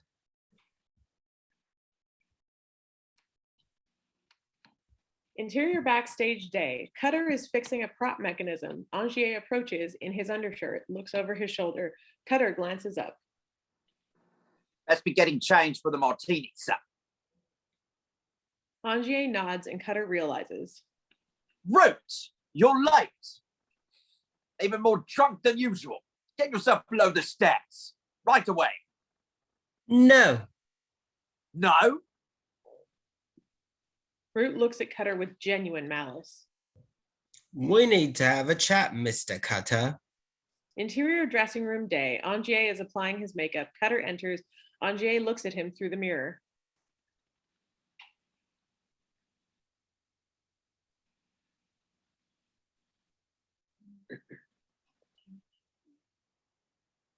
We have a problem, Cutter. He holds up the paper, folded it to an advertisement. Pantages Theater from next week, the professor will demonstrate the original transported man. Accept no cheap imitations. He'll be performing right across the street. We have a bigger problem. Root. So tell me he fell over again. Worse, he realized he realized he can make demands. It's blackmailing us? In a word, yes. I'm surprised, to be honest. Usually takes them a lot longer to figure it out. How much does he want? Makes no difference. We have to stop doing the trick. Stop doing the trick. Look at this. Look at yesterday's and last week's, where they call you London's premier stage performer. Not magician mind, performer of any kind. What's the point? My point, Robert, is that you've climbed too high to get away with any embarrassment, professional embarrassment. We're not doing any tricks we can't control. Pay him whatever he wants, for now. We keep doing the trick till Borden opens. Then we'll phase it out. Interior beneath the Empire stage night. Root smokes a cigarette, pulled back to reveal he is standing on the lift beneath the stage. The trapdoor opens and Angier drops to the straw mattress. He looks over to see Root finishing his cigarette. Get up there. Root smirks at Angier, tosses the cigarette, and catapults up. Interior stage, Empire Theater continuous. Onto the stage and stumbles out from behind the door to loud applause. Root has a sloppy grin as he struts across the stage, milking the applause from every angle, blowing kisses, winking, loving it. He turns to Cutter in the wings, blows him a kiss. Cutter glares, then turns to a stagehand. Get it down. Cutter was always surprised how fast Root turned bad. The stagehand starts lowering the curtain. Interior restaurant, Cliff House Inn, day. Angier sits with Borden's diary. Paid him enough to keep him in beer. Wouldn't expect him to rock the boat. Today I learned Borden's view on the episode. Interior tavern, evening. The bar is dark and seedy, packed with an unpromising lot. And his account suggests a reason. Root is hanging precariously from his bar stool, head lolling towards his empty glass. He is in his own clothes, but cleaned up to look like Angier. A full pint arrives in front of him. Root turns to face his benefactor, Borden. Root takes several large gulps, staring at Borden, suppresses a belch. To what do I owe the pleasure of this rather welcome pint of ale? You are the great Danton, aren't you? Root gestures silence, glancing around them. Of course I am, but don't advertise it. It'll be mobbed with fans. And who might you be? Just a humble admirer and a fellow practitioner. Ah, very good. Root downs the rest of his new pint, placing the empty glass in front of Borden with an emphatic thunk. No? If you insist, I'm not performing tonight. Well, only one show. And to be frank, my people pretty much run things these days. You could probably do it blindfolded. Bloody good idea. Have it. Thanks. A new pint arrives and Root sips. Actually, there's something I might warn you about. Oh? Well, it's your transport and man illusion. Now, I'm not claiming to know your method, but I had a similar trick in my act, and I used it double. Oh, I see. Very good. At first. Then it went bad. You see, I hadn't counted on the fact that once I incorporated this bloke into my act, he had complete power over me. Complete power, you say? Well, he was the secret, you see. And the more successful I became, the more outrageous his demands became. He practically bankrupted me, and then I had to stop performing the illusion completely. You must be very careful about giving someone that power over you. Thanks for the warning. Interior stage, Empire Theater evening. Angier is almost all the way through his act. Some of you may be familiar with this technique, but for those of you who aren't, do not be alarmed. What you are about to see is considered safe. Angier takes his time, confident, milking it. He throws his hat into the air, catches it. Interior under the stage continuous. Angier drops 10 feet to the concrete floor, but there is nothing to break his fall. He smashes painfully into the ground, clutching his leg in agony. He looks up and sees someone standing on the lift 20 feet away. Borden. Interior stage continuous. The first door slams shut. The audience turns their attention to the second door. The door remains closed. The hat falls gently to the floor. Silence, broken by a cough in the audience. Interior under the stage continuous. Borden bows to Angier. The lift rockets Borden up through the stage floor. Interior stage continuous. The second door opens and Borden steps through, looking all around confused, as if he doesn't know where he is. He looks back at the door, then picks up the hat. Interior under the stage continuous, Angier looks at his legs, a nasty compound fracture. As he chokes on pain, he can hear laughter from the audience. Interior stage continuous, as Borden mugs with the hat, trying it on and finding it too small, something is lowered from the files above. Angier Root, bound and gagged, hangs from a chain. A sign around his neck reads, "Opening at Pantage, the Professor." Borden looks up behind him. Great Danton! I must apologize. I simply have too much magic for my stage at the Pantages. The great Danton comes to rest 3 feet above the stage. Pardon my intrusion. Borden places the top hat on Angier Root at a jaunty angle. Thunderous applause and laughter. Borden bows, hops down off the stage, and walks up the aisle bowing, enjoying it all the way. Interior stage later, Cutter crouches over Angier, fixing a long splint to his broken leg. Behind them, Root still hangs above the stage, groaning in protest. Can't see how Borden found him. I had him under wraps. Just careful. Well, he did. Cutter helps him to his feet. Sit. Do you think it might be her, Olivia? No, I don't. Shall we cut him down? He's the great Danton. Let him cut himself down. Exterior Pantages Theater night. Angier, thinly disguised, leg in long metal brace, pushes through the crowd outside the box office. The marquee, the professor performs his masterpiece, the original Transported Man. On the box office, sold out through Sunday. Angier stares. "Night tickets, sir." Angier turns to the Scalper and nods. Interior Pantages Theater evening. Angier slumps onto a seat at the back of the packed theater. On stage, Borden works through his show with a superior degree of showmanship, even cracking a smile when called for. Working without gloves, he makes much of performing tricks one-handed. He is assisted by Olivia, who looks stunning. Borden performs the Transported Man. Borden has dressed it up with electrical apparatus. 2 large glass balls transmit sparks between one cabinet and the other along bare wires. Another watches, anger rising as he watches Olivia's close rapport with Borden. Interior apartment evening. Olivia enters into the dark bedroom. She strikes a match and lights one of the gas lights and screams as the gaslight illuminates Angier sitting in an armchair, Kane leaning against the arm of the chair. You weren't expecting me? "I was expecting you sooner, Robbie. Your message said afternoon." Well, it takes a bit for me to get around these days. He's taken everything from me. My wife, my career. Now you? What do you mean? You sent me to... I sent you to steal his secret, not to improve his act. That's my job. Or to fall in love with him. You abandoned me to him. I did everything you asked. Yes? Then how does he do it? Cutter was right. It's a double. Of course, Borden said that. He didn't say anything. He'd never say. I've seen things, makeup, glasses, wigs. We don't use any of it for the show. I found it hidden backstage. It's misdirection. He leaves those things lying around to make you think he's using a double. All the time? He doesn't know when I'm looking. All the time, Olivia. That's who he is. That's what it takes. He lives his act. Don't you see? Just because you're sleeping with him doesn't mean he trusts you. You think you can see everything, don't you? But the great Danton is a blind fool.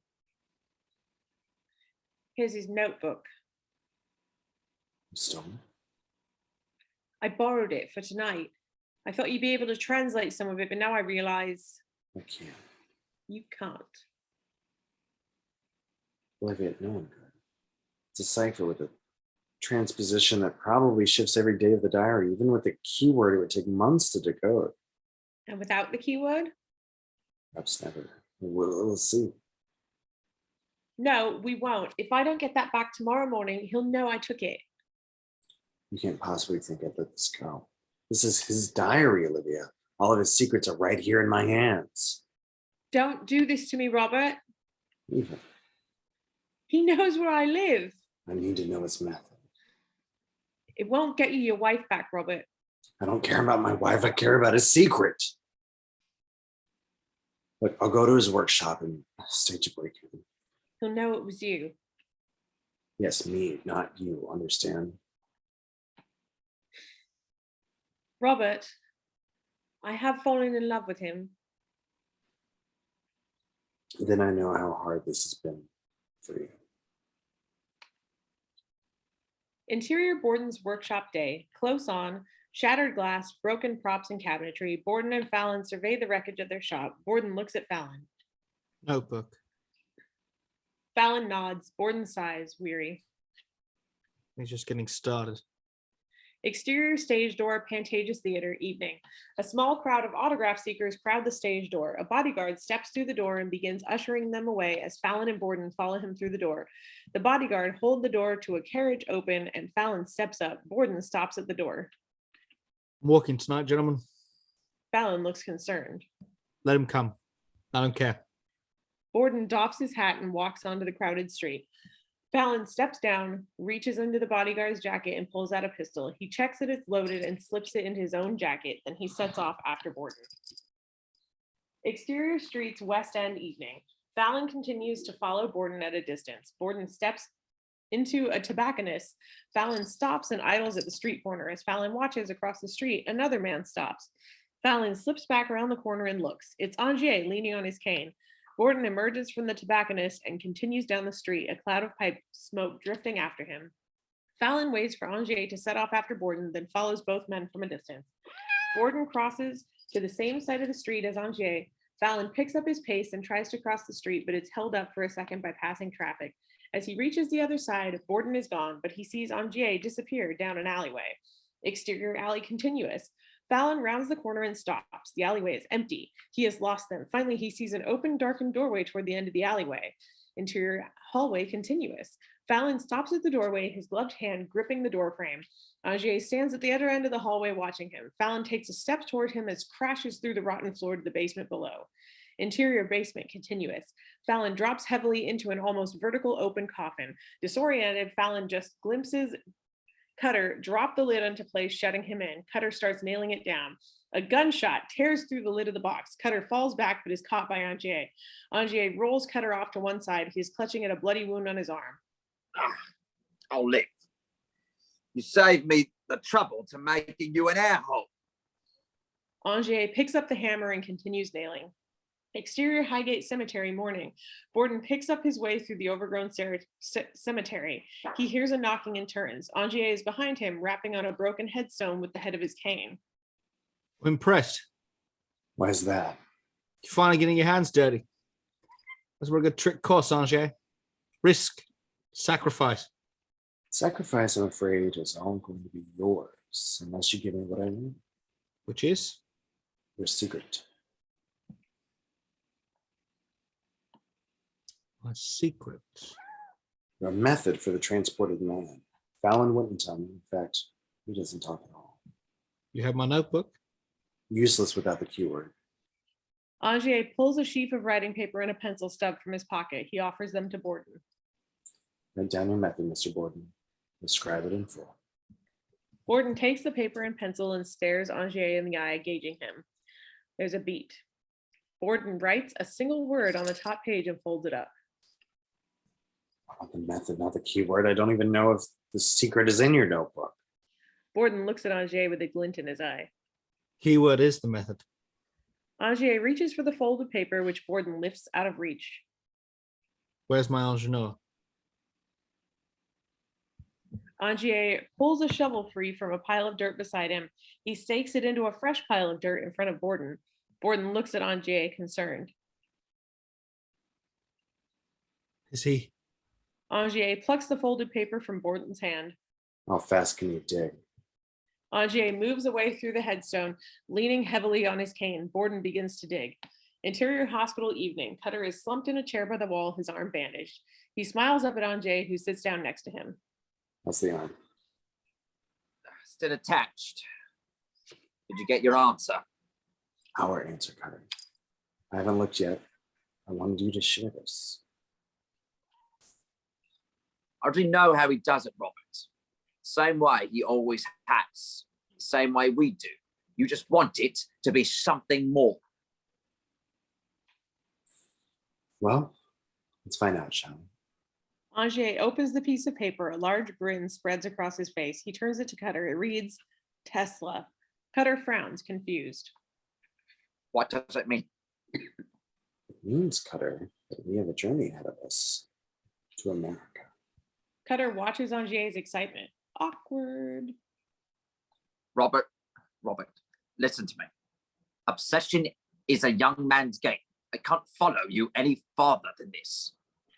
Angier looks at Cutter, uncomprehending. He considers saying something, stops, restrains himself. The rest is up to me. Interior elegant restaurant evening. Sarah sits by herself at a table for two. Borden enters with a swagger, Olivia beside him, Fallon behind. The maître d' hurries over, signaling waiters. Sarah looks up.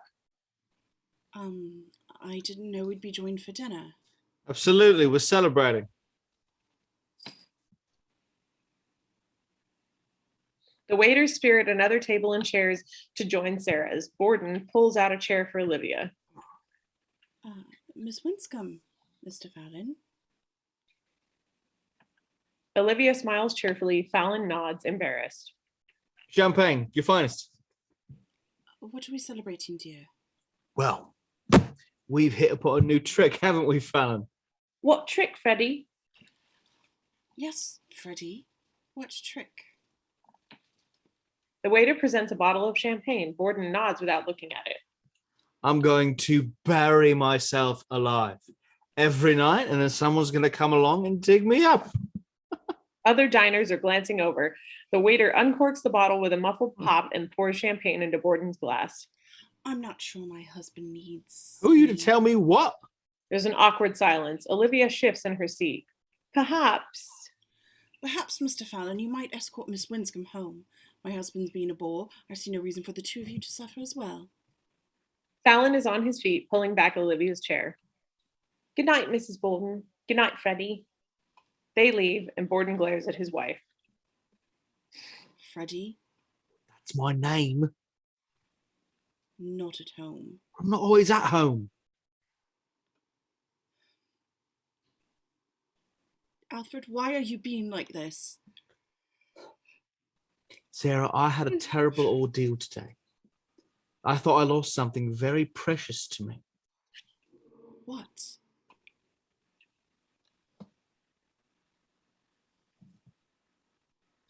I see. More secrets. Secrets are my life, Sarah. Our life. When you're like this, Alfred, I'm not seeing the real you. You're treating me like your audience, performing. I can't live with that. Borden just sits there, offering nothing. Exterior Cliff House Inn, day. Angier walks up to the hotel. A motor car is parked in front, and two men are unloading it. One of the men stares at Angier as he enters the hotel. Interior Cliff House Inn. Angier walks to the reception desk. I thought I had the place to myself. Unexpected guests. Not very polite. A lot of questions. At first, I thought they might work for the government. No? Worse, they work for Thomas Edison. Boo. Angier stares out the window at the men unloading equipment. Interior hotel room, Colorado, continuous. Angier sits at the desk, deciphering Borden's diary. Today, most curious development. Interior Borden's workshop, day. He turns to see Fallon show in Olivia. His assistant come to us with a proposition. They start to speak as Borden's voiceover continues. Obviously, Angier is sent her and told to admit as such. Tell me, Olivia, how does he like taking his bows under the stage? It's killing him. He's obsessed with discovering your method. He thinks of nothing else and takes no pleasure in our success.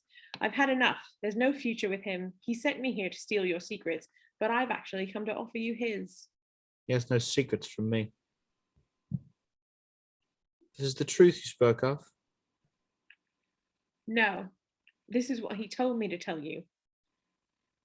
The truth is that I loved him and stood by him, and he sent me to you like he'd send a stagehand to pick up his shirts.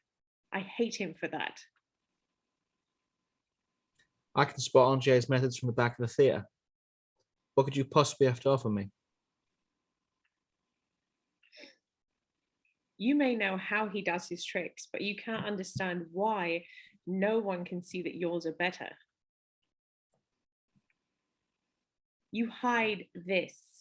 I had to look closely to spot it when you performed the transported man. But this makes you unique. It shows the audience that you aren't using a double. You mustn't hide it. You must display it proudly. I'm sure it takes great skill to perform illusions with one good hand. Yes. Then let people know you can be so much more than he is. I can show you how. I think she's telling the truth. Interior bedroom, Borden's workshop night. Borden and Olivia are in bed together. It is raining outside. He is watching her get out of bed and moves to the window to smoke a cigarette. I think we can't trust her. But I love her. I need her. We need her. How could he send you away? He must be blind, deaf, and dumb.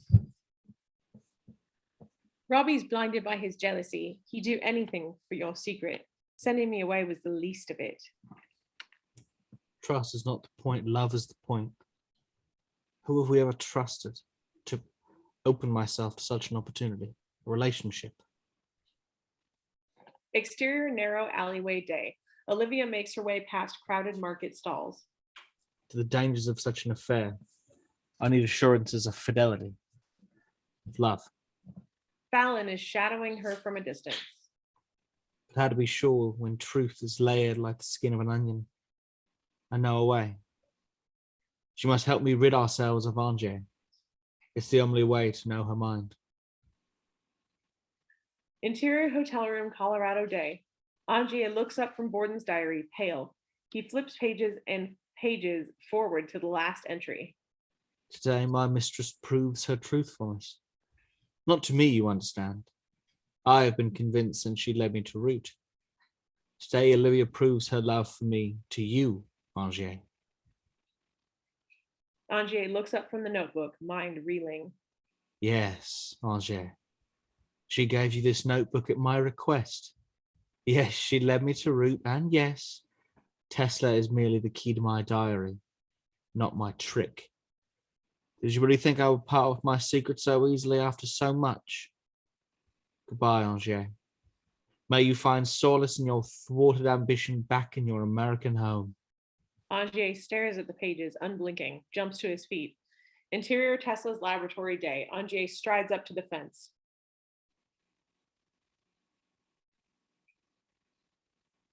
Tesla! Tesla! Angier takes his cane and starts running its metal tip across the electrified fence, causing sparking and crackling. Allie, get out here and let me in. Allie emerges from the building, confused. I've been played for a fool. Who by? Tesla never made a machine like the one I asked for. We never said he had. You let me believe that he had, Allie. You stole my money because your funding was cut off. You've been shooting sparks at my top hat, laughing at me all along while you use my money to stave off ruin. I've seen Edison's men. Where? In the hotel. I have every mind to bring them up here myself.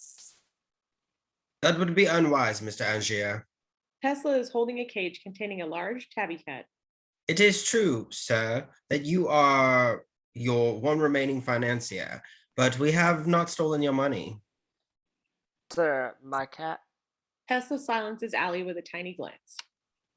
When I told you I could make your machine, I spoke the simple truth. Science is just the name for the art of rendering the exotic mundane. It has no boundary. Its very purpose is to destroy boundaries.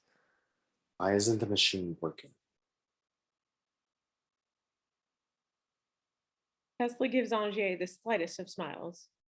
Because exact science, Mr. Angier, is not an exact science. The machine simply does not operate as expected. It needs continued examination. Where did my top hat go? Nowhere. Allie points to the top hat, which is sitting on a workbench. We've tried the damn thing a dozen times, and the hat went nowhere. Which is why we need to try a different material. It may provoke a different result. Tesla opens the cage and points the open end at Allie. You don't expect me to handle that thing myself. Allie reluctantly reaches into the cage and pulls out his terrified cat. He jumps down into the pit and secures the animal, but by its collar to an eye hook sunk into the ground. You are responsible for whatever happens to this animal, Doctor. Allie pulls himself out of the pit and Tesla charges the generator. The cat stares up at the machine around it and hisses. Without ceremony, Tesla fires the machine. As before, large bolts spew from the head of the machine down toward the unseen cat. The machine builds to a deafening roar, then sputters out. Silence. The three men begin edging toward the pit. Suddenly, a terrifying screech. The cat is still there, still tied to the hook. Allie breathes a sigh of relief and starts to free the cat. Tesla looks frustrated. Suddenly, the cat bursts free of Allie and rockets, I think that's supposed to say rockets, through the open side door of the lab. I'll go. Angier limps after the cat. Exterior Tesla's laboratory continuous. Angier sees the cat disappearing along the edge of the building and into the forest beyond. Angier follows. Exterior forest continuous. Angier pushes his way through the dense undergrowth, trying to keep up, but the cat has disappeared. Kitty. Suddenly, a horrible screeching reaches Angier. He begins to follow the noise. He stops at the opening of a tiny glade, no more than 10 feet across. Two identical cats are fighting viciously in front of him. He tries to separate the two animals and succeeds in grabbing one. The other cat races off. Angier takes a few steps after it, then freezes, staring at top hats clustered in small glades. The first cat slinks its way through them. The second black cat jumps from Angier's hands, races into the glade, hissing, spitting, chasing the first cat into the woods beyond. Angier is left alone in the clearing, staring at the pile of dozens of identical top hats. Exterior porch, Tesla's laboratory day. The top hats are in a pile on the porch. Tesla is at the table measuring two hats with a pair of calipers. Angier and Allie are watching. So the machine was working. I never bothered to check the calibration. The hat never moved. These things never quite work as you expect them to, Mr. Angier. That's one of the principal beauties of science. Tesla looks carefully at the hat in his hands. It has a tiny tear on the inside of the brim. He picks up another hat. It has the same tear. We'll need a couple of weeks to iron out the problems with the machine. I'll send word when it's ready. Angier, still dazed, takes his cane and heads for the door. Don't forget your hat. Angier stops and looks at the pile of hats. Which one is mine? They're all your hat, Mr. Angier. Tesla smiles at him. Interior Borden's workshop day. Borden's daughter Jess, now 4, runs into the room and tries to hop up into his lap. Laughing, he helps her up.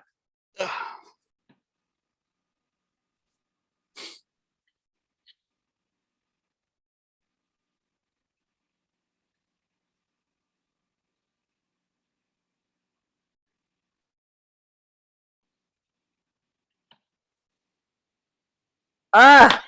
Are we going to the zoo this afternoon, Daddy? Daddy's got some business this afternoon. But you promised. Did I? She nods at him solemnly. Then go to the zoo we shall. Borden holds the newspaper open for her to look at. Who's that? A large advertisement features a picture of Borden, the professor, England's premier magician. That's you, Daddy.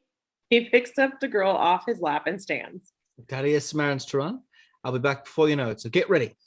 Borden walks to the door. As he does, Sarah enters, avoiding his eyes, then ducking him as he tries to kiss her. She reaches for the sherry decanter. He watches her pour. She looks at him, eyes red from crying. We each have our vices. He moves to her, gentle concern in his eyes. Sarah, whatever you may think, your only competition for my affections is our little girl. I love you. I will always love you and you alone. She looks into his eyes, fascinated. You mean it today. Absolutely. It's so much harder when you don't. She turns away from him. He watches her sadly and leaves. Exterior canal afternoon. Borden walks along a disused stretch of industrial canal that snakes through the poorer neighborhoods of the city. Borden wanders into a tunnel. Another man is waiting for him, Fallon. Fallon hands Borden a folded piece of paper. He studies it. More shopping. Doesn't like the smell of money, does she? Fallon looks away. Borden tears up the paper. Little lady wants to visit the zoo. I thought you could take her. I'll do it tomorrow if not. Sarah. She knows. At least she knows that things aren't right. Help me with her. Try to convince her that I love her. Please. Borden, embarrassed, pats Fallon on the shoulder and makes off down the path. Fallon sets off in the opposite direction. Interior Olivia's apartment. Olivia, barely wearing a dressing gown, answers the door to Borden. She pulls him in, trying to draw him into a kiss, but he backs away. What is it, Freddie? Please don't come with that. It's nothing. Just sometimes things seem wrong. Freddie, I've told you before, when you're with me, you're with me. Leave your family alone where they belong. Trying, Olivia, please. I'll get dressed. I saw Fallon hanging around my house again after you left. There's something about him I don't trust. You trust me? And trust Fallon. He protects the things I care about. Exterior Cliff House Inn morning. Angier walks out from the lobby. The two men he saw before are loading up their automobile, smiling and laughing. Exterior road, Pikes Peak morning. The coach pulls to a stop. Angier and the driver look up. A plume of smoke is rising from further up the hill. Exterior clearing, Pikes Peak. Moments later, Angier rounds the bend in the road and comes into view of the laboratory. He freezes. The fence has been torn down. Beyond it, the lab has been burned to the ground. The metal tower is in smoldering pieces. Everything else is gone. Angier notices a piece of metal lying in the road near him and using his cane flips it over. It's Allie's sign warning trespassers to keep out. Interior Angier's room, Cliff House Inn, evening. Angier takes down the picture of Julia from the mantle. He studies it a second and then puts it in the top of his packed suitcase. Interior lobby, Cliff House Inn, morning. The bellboys wrestle with Angier's suitcases as Angier walks to the reception desk. The manager smiles up at him. Sorry to see you go, Mr. Angier. Angier takes out his wallet and begins laying down bills. Sorry to see Mr. Tesla leave as well. He was very good to Colorado Springs. A very generous man. Angier smiles up at him absently and begins to leave. Mr. Angier, I didn't feel it was necessary to tell the other men about the box. What box? The manager smiles. Interior hallway, Cliff House Inn, morning. Angier follows the manager down a darkened hallway. We never used these rooms in the off season. It's a shame. The manager stops at a set of double doors and unlocks them. He pushes them open and ushers Angier through. Interior ballroom, Cliff House Inn, continuous. Angier steps into the massive, elegant room. Standing on the dance floor is an enormous shipping crate. Stenciled on one side, Colorado Springs. Angier walks up to the huge crate, awestruck. An envelope addressed to him has been stuck to the front. Angier stops and begins to read. My dear Angier, you will find what you are looking for in the box. I apologize for leaving without saying goodbye. Exterior Tesla's laboratory night, flashback. Under the cover of night, a group of figures ransack the laboratory. But I seem to have outstayed my welcome in Colorado. The figures begin setting fire to the sides of the laboratory. The extraordinary is not permitted in science and industry. Perhaps you'll have more luck in your field. Mystified. As to the use of the machine. Interior abandoned theater night. The open crate sits empty at the side of a derelict stage. Angier in shirt sleeves is running cables to the machine, which is standing center stage. Ali has written you a thorough set of instructions. I add only one suggesting on using the machine. Exterior Colorado Springs night, flashback. Ali holds open the door to a coach. Tesla steps up into it and looks back from the coach's open door up the mountain. Destroy it. Drop it to the bottom of the deepest ocean. High up on the mountain, the laboratory is ablaze. Such thing will only bring you misery. Tesla folds himself into the coach, shutting the door as it goes off down the mountain. Interior abandoned theater night. Angier moves to one side of the stage where he makes a hash mark with a piece of chalk. Just this warning is as unheard as you knew it'd be. Today I tested the machine, He loads a gun and places it next to the machine. taking precautions in case Tesla hadn't ironed out the kinks in its operation. Angier throws the switch. The machine groans to life, sparking and glowing as it gets up to full power. It went wrong. I would not want to live like that for long. Angier closes his eyes for an instant, listening to its power, then throws himself into the machine. He is consumed by light. White screen. But here, the turn. I must leave you, Borden. The white becomes handwriting on a page, and we are now in interior prison cell day. Borden stares at Angier's journal in disbelief. Miss you, Borden. Sitting there in your cell, reading my diary, awaiting your death for my murder. Borden slams the journal shut, staring at it. Exterior prison cell, Newgate Prison Day. Borden stands at the fence again. Lord Caldwell was happy to hear that you reconsidered his offer. Angier's journal. Your gesture of good faith, it's a fake. I assure you it's not. It has to be. It refers to events that happened after his death. Clever predictions, I'm sure. The provenance of the journal is clear and under no doubt. It's written in Angier's own hand, of which we have numerous examples. What makes you think it's a fake? Doesn't matter. Borden leans forward and stuffs rolled papers through the fence. Owens takes them carefully. What tricks? All of them. Including the transported man. Lord Caldwell will be very pleased. No, it won't. They're not complete. You only have the pledge and the turn for each. Without the prestige for each trick, these are worthless. You'll get the rest after you bring my daughter here. I want to say goodbye. Interior Borden's house night. Jess sits at the foot of the stairs listening to her parents shout at each other in the living room. She is crying. Stop it. Just stop it. Deny it all you want, I know. Interior living room, Borden's house, continuous. Sarah is wild, eyes red, hair a mess, utterly distraught. Borden is trying to calm her. Sarah, it's not true. I've told you, Olivia means nothing to me. I don't know what that... I'll get you for her. I know what you really are, Alfred. Sarah, you can't do that. Interior hallway, Borden's house, continuous.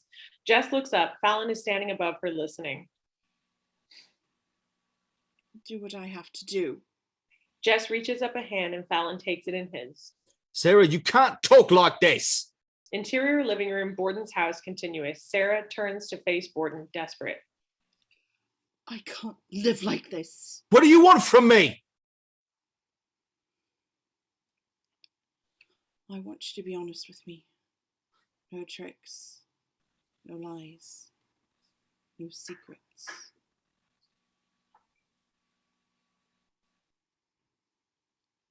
Do you love me? Not today. Thank you. Borden watches her turn away from him. Interior hallway, Borden's house, continuous. Jess reaches up to Fallon with her other hand. He takes her gently in his arms. We stay on Jess's tear-stained face over Fallon's shoulder as he carries her up the stairs. Interior Borden's workshop morning. Close on a poster, Borden, in costume, looking intense. The professor, master of dark forces. As we pull back, we hear a gentle creaking. Pull back past a hanging pair of feet. One shoe missing. Wider shows up that it is Sarah, hanging by her neck from a beam in the middle of the shop, gently swinging. Interior public house night. Cutter is finishing his meal at the bar. He goes to take a swig from his pint and freezes, at the bottom of the glass, a playing card. He looks around the bar. No one he recognizes. He reaches into the glass. Cutter pulls out the card. An address is written up one side. Exterior abandoned theater night. Cutter walks along the labyrinthine streets, stops at an abandoned theater. He looks up at the building, then enters. Interior Albert Hall evening. Cutter makes his way past the tattered box office and into the derelict auditorium. In the middle of the room is the crate. Cutter stands and stares at it. Who's there? Cutter turns, a stagehand. His eyes are solid white. The man is clearly blind. I'm looking for an old friend. I heard about a booking. Cutter turns. Angier is behind him, leaning on his cane. Beside Angier is a second blind stagehand. Nice little theater. Good up and coming magician. You came back. It's good to see you, John. Cutter sizes Angier up, looks around the theater. Good rehearsal space. Blind stagehands. I like it. Was had an eye for the publicity. Angier sits in one of the stalls and Cutter follows suit. I need your help, John. Last show, a limited engagement. Your last show. A wise man once told me that obsession was a young man's game. It's almost done. One thing left. The real transported man. Cutter stares at the crate. We want to design a show around it. I want you backstage. I need you front of house managing. Cutter considers this, uncertain.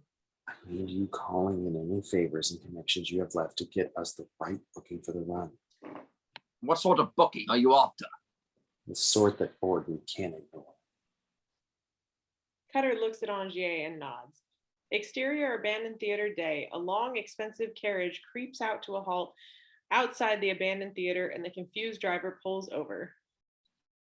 This is the address, sir.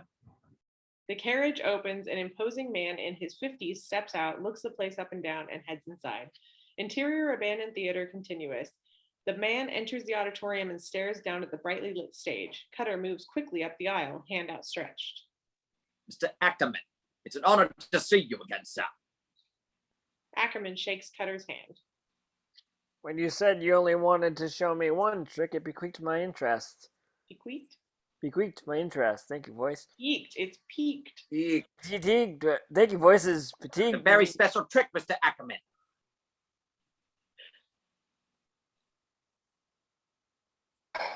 Pleased to meet you, Mr. Ackerman. Likewise, I'm sure. Let's get on, shall we? Turn it on, please. After a moment, the machine sparks into life. Electric bolts cascade from the globe and splash on the stage. Very pretty. Angier smiles at Cutter and heads back down to the stage. He steps himself into the machine and disappears. The machine sputters out and is silent. That's it, Cutter? He simply disappears? That's not a trick. He has to come back. There has to be a prestige? Exactly. Ackerman begins to turn around, then stops. Angier is standing directly behind him. Ackerman is dumbfounded. He looks back down at the stage. Pardon me. It's very rare to see real magic. It's been many years since I've seen... Ackerman steadies himself. Are you interested in helping us? Yes, but you'll have to dress it up a little, to distinguish it, disguise it. Give them enough reason to doubt it. Interior stage manager's office, Pantages Theater Day. Merrit sits eating a sandwich. The door to his office opens and Ackerman strides in. Merrit struggles to his feet. Mr. Ackerman, when they said I didn't think you'd be here in person. Ackerman sits without being asked to. I have an act for your venue. Well, of course, but I'm afraid I'm booked. The Moscow Ballet, they're playing through next year. Get rid of them. This is a magical act, an excellent one. I believe you booked his first engagement several years ago. The great Detton. You really want me to? Ackerman stands. I'll do it, of course. Ackerman picks up a pen and paper from Merritt's desk. There will be 100 performances. No more, no less. 5 performances a week. No matinees, no weekends. Ackerman scribbles onto the paper and hands it to Merrit. And that's what you'll be charging for each ticket. Good day. Ackerman sweeps out of the room, leaving Merrit dumbfounded, staring at the scrap of paper in his hands. Interior restaurant evening. Olivia and Borden are seated across from each other, finishing their meal. Olivia watches Borden eat. You've not spoken about her, Freddie, not once. Who? Don't be cruel. Why would I talk about her to you?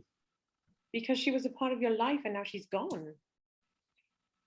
She wanted to meet me the day before she killed herself. Said she had something to tell me about you. I was such a coward, I couldn't bring myself to face her. What would she have said, I wonder? Well, the truth. About me, Olivia? I never loved Sarah. You married her, had a child with her. Part of me loved her, but part of me didn't. Part that found you. Part that's sitting here now. I love you.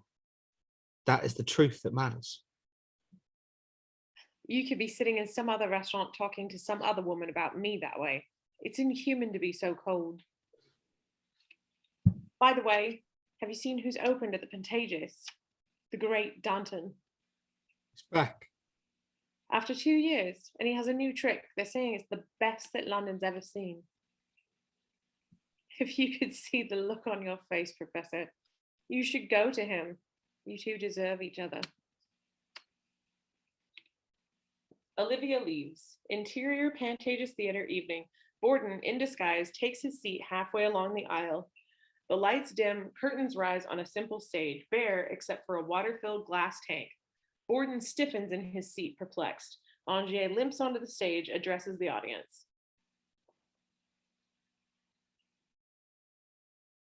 Ladies and gentlemen, my first trick of the evening is one that involves considerable risk. Anyone in the audience who would be irrevocably damaged by seeing a man drown should leave now. But when I tell you that the young lady who taught performing it, you'll understand this. When I tell you that the young lady who taught it to me died performing it, you will understand the seriousness of the danger involved. Borden watches the hook descend from the flies, remembering.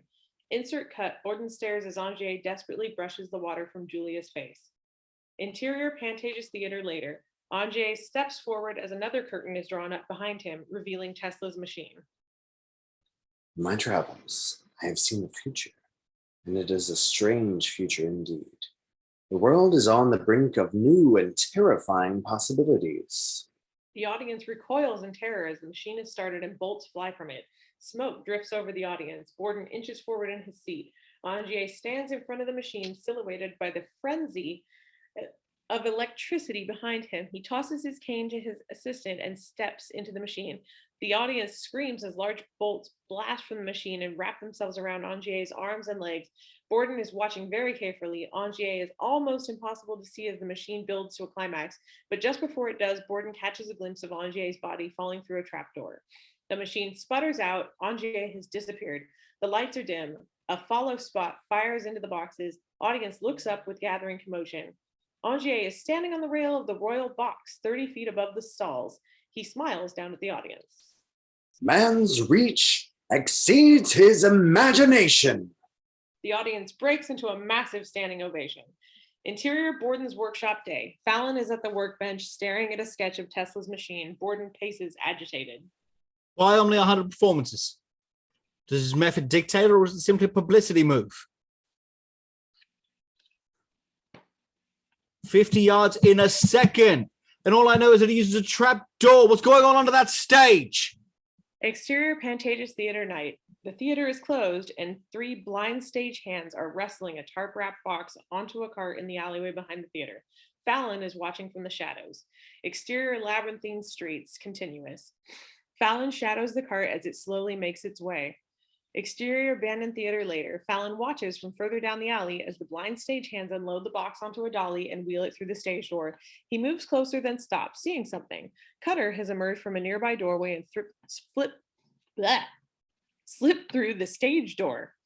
Interior abandoned theater continuous. The blind stagehands wheel the tarp-covered box to 2 large metal doors in the floor of the auditorium and start hooking it up to a winch. The metal doors open with a metal howl. Cutter slips down the aisle watching. Who's there? The man turns precisely to Cutter, flashing his white eyes. It's Cutter. What do you want? I'm looking for Angier. You found him. Cutter turns and Angier approaches. I told you, John, I don't want you backstage on this one. What are they doing? Disposing of the prestige materials. Cutter looks down at the black hole in the floor. What's down there? Angier looks at him, serious. Do you really want to know? Perhaps not. Cutter leaves by the stage door. Interior Borden's workshop day. Borden sits at his workbench. Fallon fiddles with his bowler hat. They do this every night after each performance. Fallon nods. Borden gets to his feet with a sigh. Turns to a poster on the wall. The great Danton performed The Real Transported Man, 100 shows only. He studies the image of Angier. There is a small devil looking over his shoulder. We're done. Let him have his trick. You're not going back there. I don't need to know his secret. Leave him alone. Fallon puts on his hat with a shrug. Interior Pantages Theater evening. A packed house, many hands raised, move in on a bearded man, his gloved hand tentatively rising into the air. It is Borden. A glamorous assistant beckons Borden from the aisle. He shuffles along his row toward her, embarrassed. Borden and 4 other volunteers follow the assistant down toward the stage, on which stands Angier, leaning on his cane, smiling. Looming over him is a large and complex electrical machine. Borden stares down at the machine as he mounts the stage. Borden, fascinated, and the other volunteers look over the vast machine as Angier gestures theatrically at the various features of the metal and glass apparatus. As the assistant leads the volunteers to the side of the stage, Borden slips through the gap at the side of the curtains. Interior Pantages Theater backstage continuous. He looks around disoriented, then darts for some stairs leading below stage where he runs into a burly stagehand. Excuse, where do you think you're going? Borden pulls off his beard. Part of the act, you fool! The stagehand raises his eyebrows and steps aside. Borden races down below the stage. Cutter approaches the stagehand. Who was that? Interior Pantages Theater on stage continuous. Angier throws the switches on his machine as it groans to life, sparking and crackling. Angier glares at it, forgetting his audience, entranced, possessed. Interior beneath the stage continuous. Borden fumbles through the darkened area, lit by flashes and sparks through gaps in the boards of the stage above. He gasps as a flash illuminates a stagehand with solid white eyes sitting nearby. Borden waves a hand in front of the stagehand's face. He is blind. Borden moves on. Interior Pantages Theater on stage at night. Angier, facing the audience, steps backwards into the machine. He looks up at the electricity sparking above him.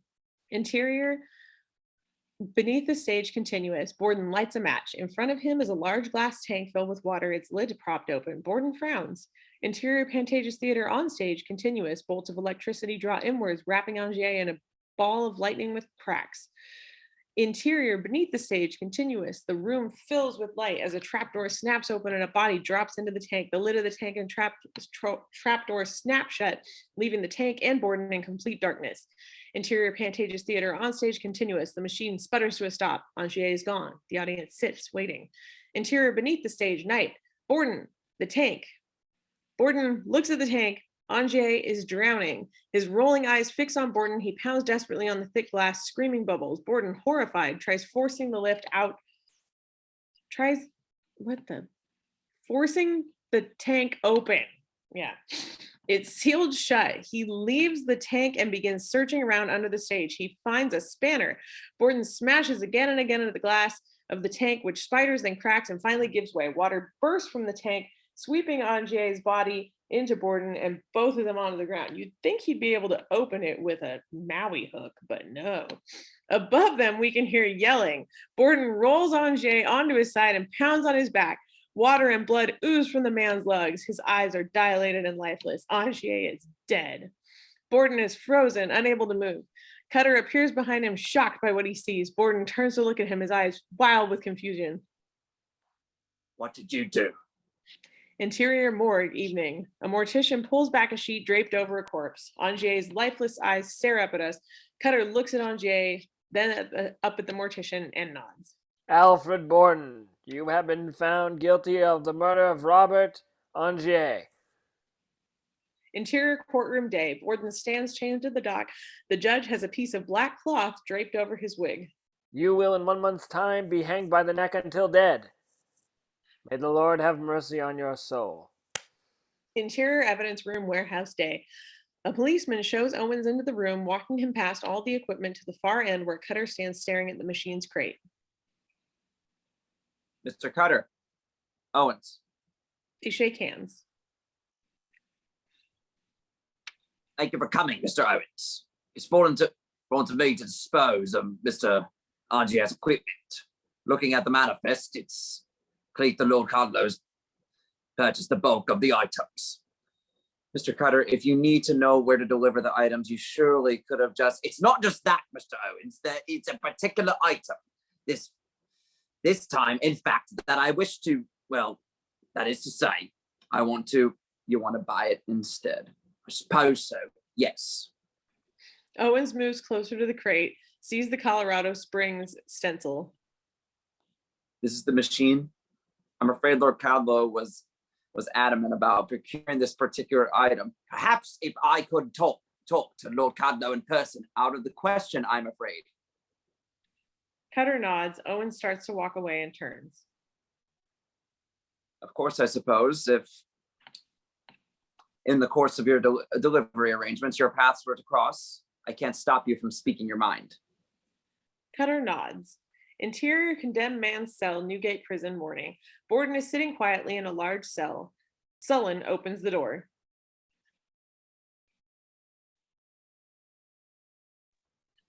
Still here, Borden? Borden looks up. No. Got a visitor, Lord Caldlow, with a little girl. Borden hurries to his feet. Exterior prison yard, Newgate Prison day. Borden, clutching an envelope, is escorted across the yard, peering at the fence. He catches a glimpse of his daughter walking beside a man on the wooden section. As Borden reaches the fence, he crouches to greet his little girl, forcing the Sullen and other warder to crouch to undo his chains. Jess, how are you? Jess smiles at him and reaches through the fence. You all right? She nods. I've missed you. Fallon's missed you. We both have. Borden drinks in her face, her hair. She grasps the fence.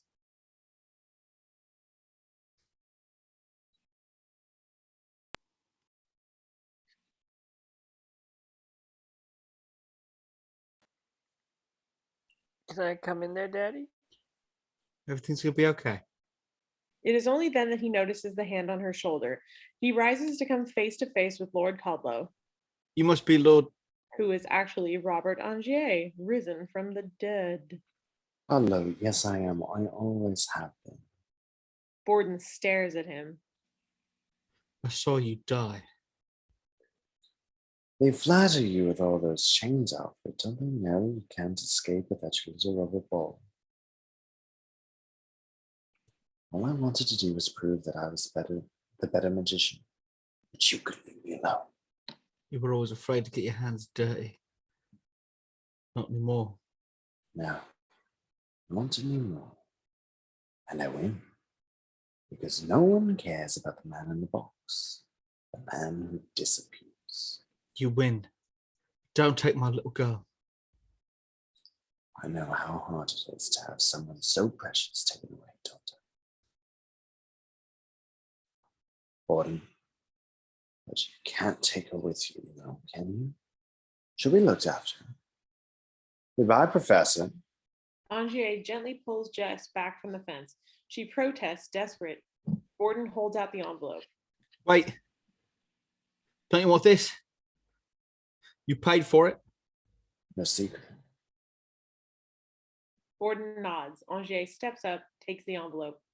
You always were the better magician, Borden. We both know that. He tears the envelope in half, then again, and tosses the pieces to the ground. But whatever your secret was, you'll have to agree. Mine was better. Angier, let me say goodbye. Please. Angier stops and lets Jess come to the fence. She is crying. Why are you, when are you taking me home, Daddy? Soon. I promise. Soon. God's sake. Daddy's coming. I promise. I promise. Here. He produces his rubber ball. Jess looks at it. I promise. He vanishes the rubber ball. Angier pulls Jess back from the fence and starts walking away. Borden rises. Think this place can hold me, Angier? Angier continues walking Jess away, shaking his head. Angier! Borden is alone. He watches as the wind scatters the pieces of his prestige over the muddy yard. Exterior large country estate evening. Angier steps out of an ornate carriage with Jess. Interior large country estate evening. Angier steps inside with Jess. The housekeeper comes to take her. Aw, come here, love. Sir, there's a gentleman waiting. Angier looks at her, surprised. Interior drawing room, country estate, continuous. Cutter is in the drawing room, looking at the carriage clock on the mantel. Angier enters. Cutter spots his reflection. Dear God.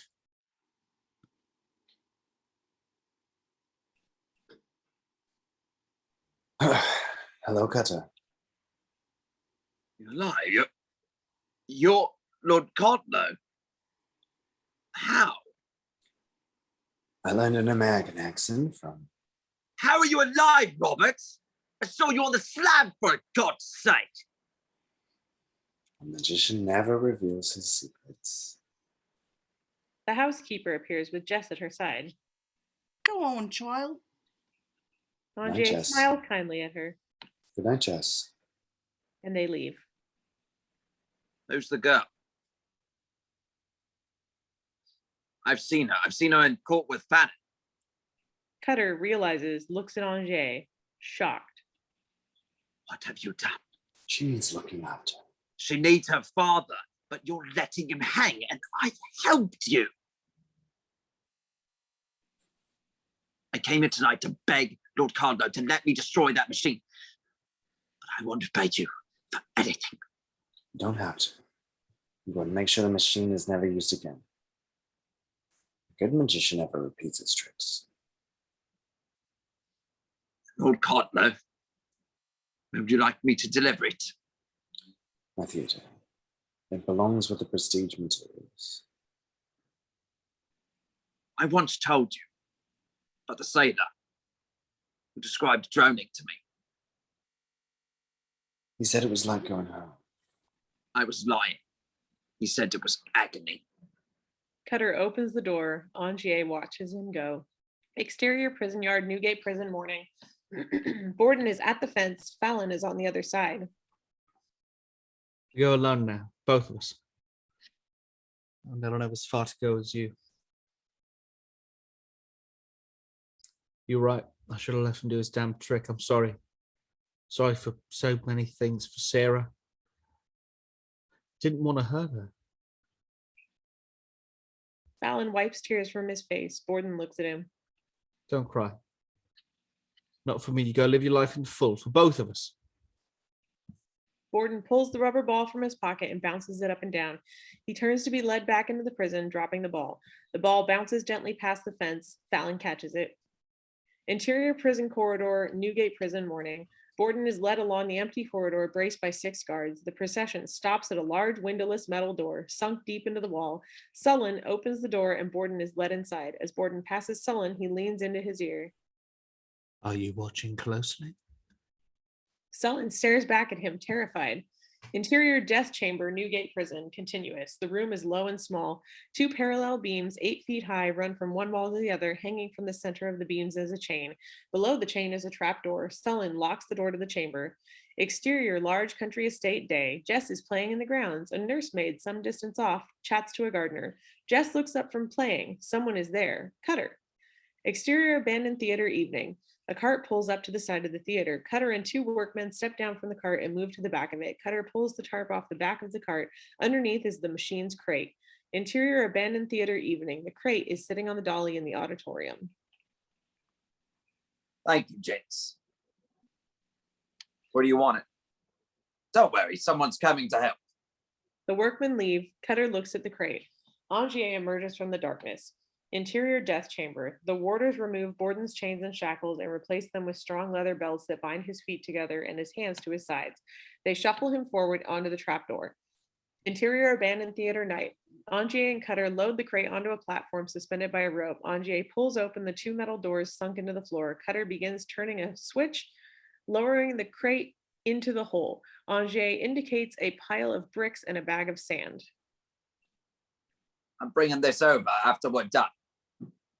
Cautious as ever, Cutter. No one's going to use the place, I own it. Interior cellar, abandoned theater, evening. Angier slowly climbs down a ladder from the hole to join Cutter in the darkness below.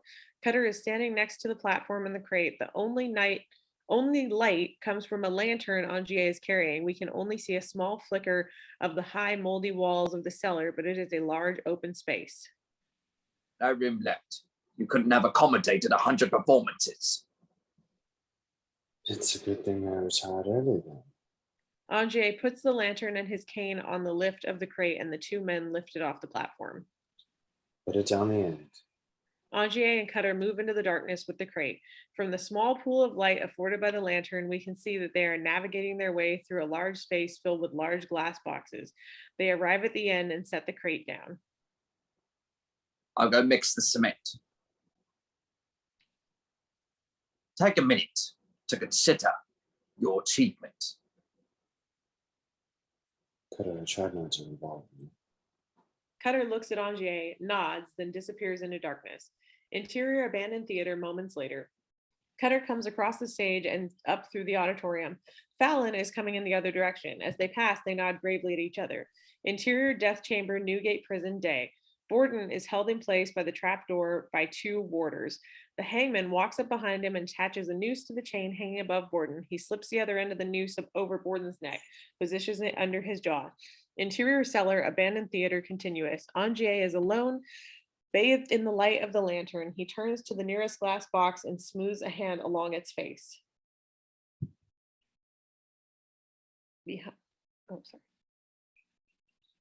No one cares about the man in the box. Behind him, a noise. Cutter? No response. Interior death chamber, Newgate prison, day. The warden looks at Borden. Alfred Borden, on this day in the name of the King and the High Court of England, you will meet your end. Do you have anything to say for yourself? Borden says nothing. The warden gestures to the hangman, who begins to pull the lever. The trap drops from under Borden and he falls into the room below. His rope snaps to a halt. Interior cellar, abandoned theater, night. Angier peers down the row of glass boxes with the lantern. Cutter? Angier freezes. He can hear a small thud, thud, thud getting closer, approaching from the darkness. Angier flinches as a rubber ball bounces into the light. Angier drops his cane to catch the ball. He turns it around in his hands, confused. Light explodes around him as a gunshot rings out. Angier stands for a moment, confused, staring at the ball, then collapses to the ground, clutching at his stomach. Fallon's bowler hat breaks into the circle of light. He is holding a smoking pistol. Angier drops the ball and it rolls across the floor, coming to rest at Fallon's feet. But it is not Fallon's gloved hand that picks up the ball. It is a mutilated hand with 2.5 fingers missing. Angier looks up. Alfred Borden removes the bowler hat and takes a bow.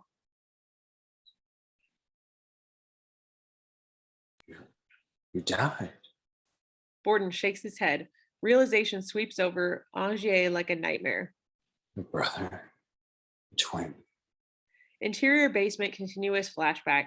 Fallon drops into the coffin. As Fallon stares up at us, we see for the first time something familiar in his face. Fallon is really Borden in disguise. You Fallon the whole time.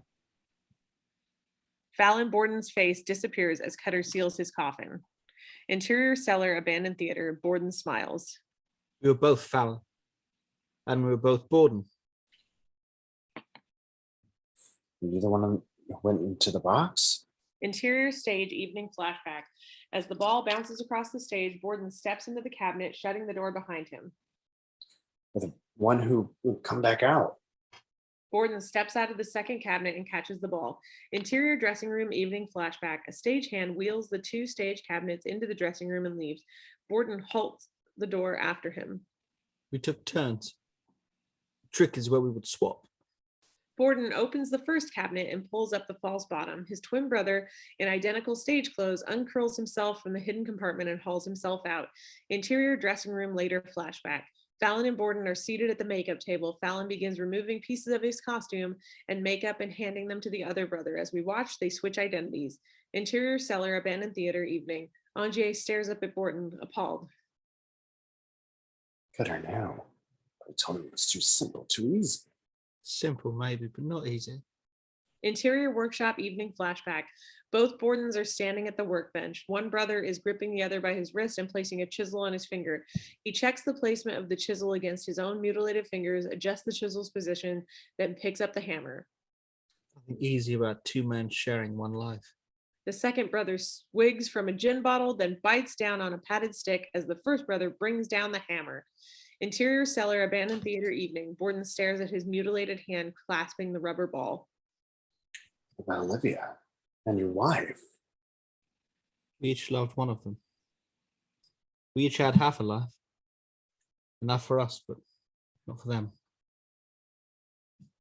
Borden puts the ball in his pocket, tears in his eyes. Sacrifice, Robert. That's the price of a good trick. You wouldn't know anything about that, would you? Angier is dying. He opens his mouth to speak, but his voice is so weak that Borden has to stoop to hear him. I've made sacrifices. It takes nothing to steal someone else's work. It takes everything. Interior abandoned theater day flashback. Angier stands in front of Tesla's machine, loading the pistol. He places the pistol by the machine. Angier takes off his jacket and steps toward the hissing machine. Bolts curl themselves around him. Angier hurls himself into the light. This time we do not cut away. The machine sputters out. Angier is still standing beneath it. It didn't work. Yes, it did.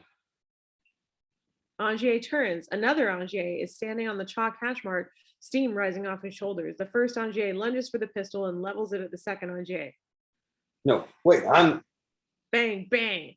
The first Angier fires 2 shots and Grimface drops the pistol, shocked. He stumbles back in a daze, clothes still steaming. Interior cellar, abandoned theater, night. Angier looks down, a slight smile on his face. He gestures to the lantern. I see what it cost me. You didn't see where you are, did you? Let me show you. Angier slumps to the floor as he tries to reach for the lantern. He can't get his hand to obey him. It took courage to climb into that machine every night. A drowning tank, identical to the one we have already seen. The blind stagehand sits behind it, smoking. Not knowing if I'd be the prestige. Suddenly, a trap door flashes open as Angier falls from the stage door and splashes into the tank. The lid snaps shut. The man in the bows. Angier pounds on the glass, frantic. The blind stagehand continues smoking, oblivious. Interior workshop day, flashback. 2 hands slam shut on the lid of a birdcage.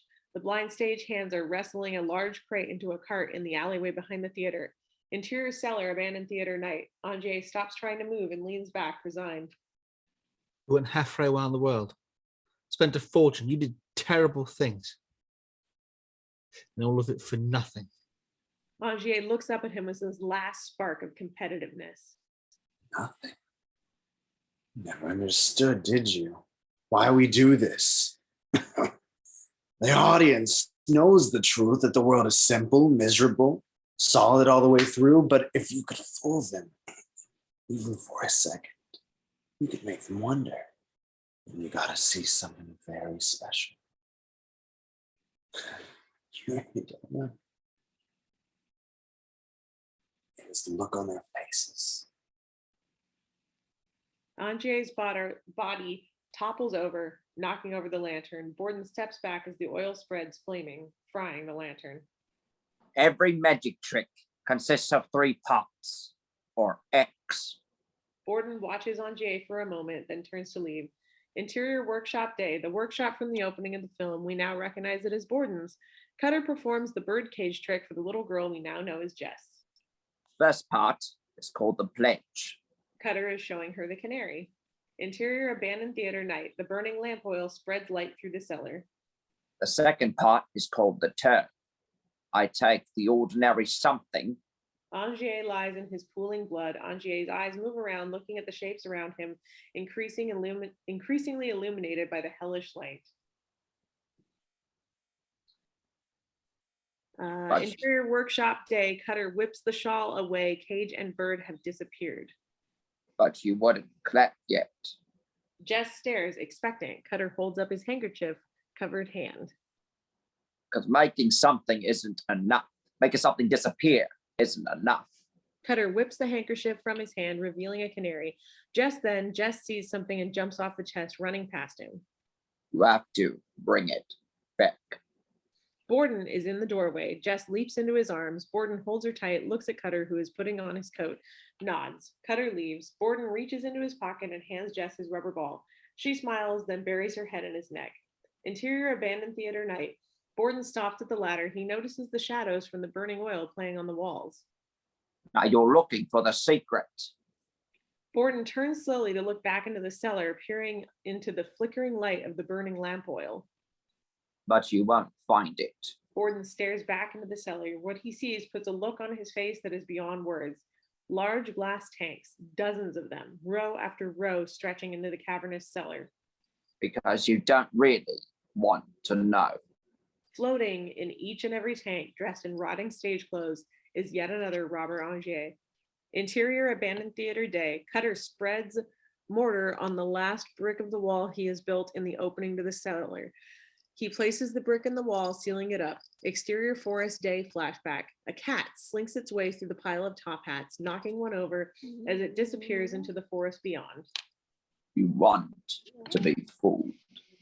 We are left alone in the glade, staring at the top hats. Credits fade out. End. That is our big magic trick with the Prestige. Thank you all for watching, and we'll see you at the next one.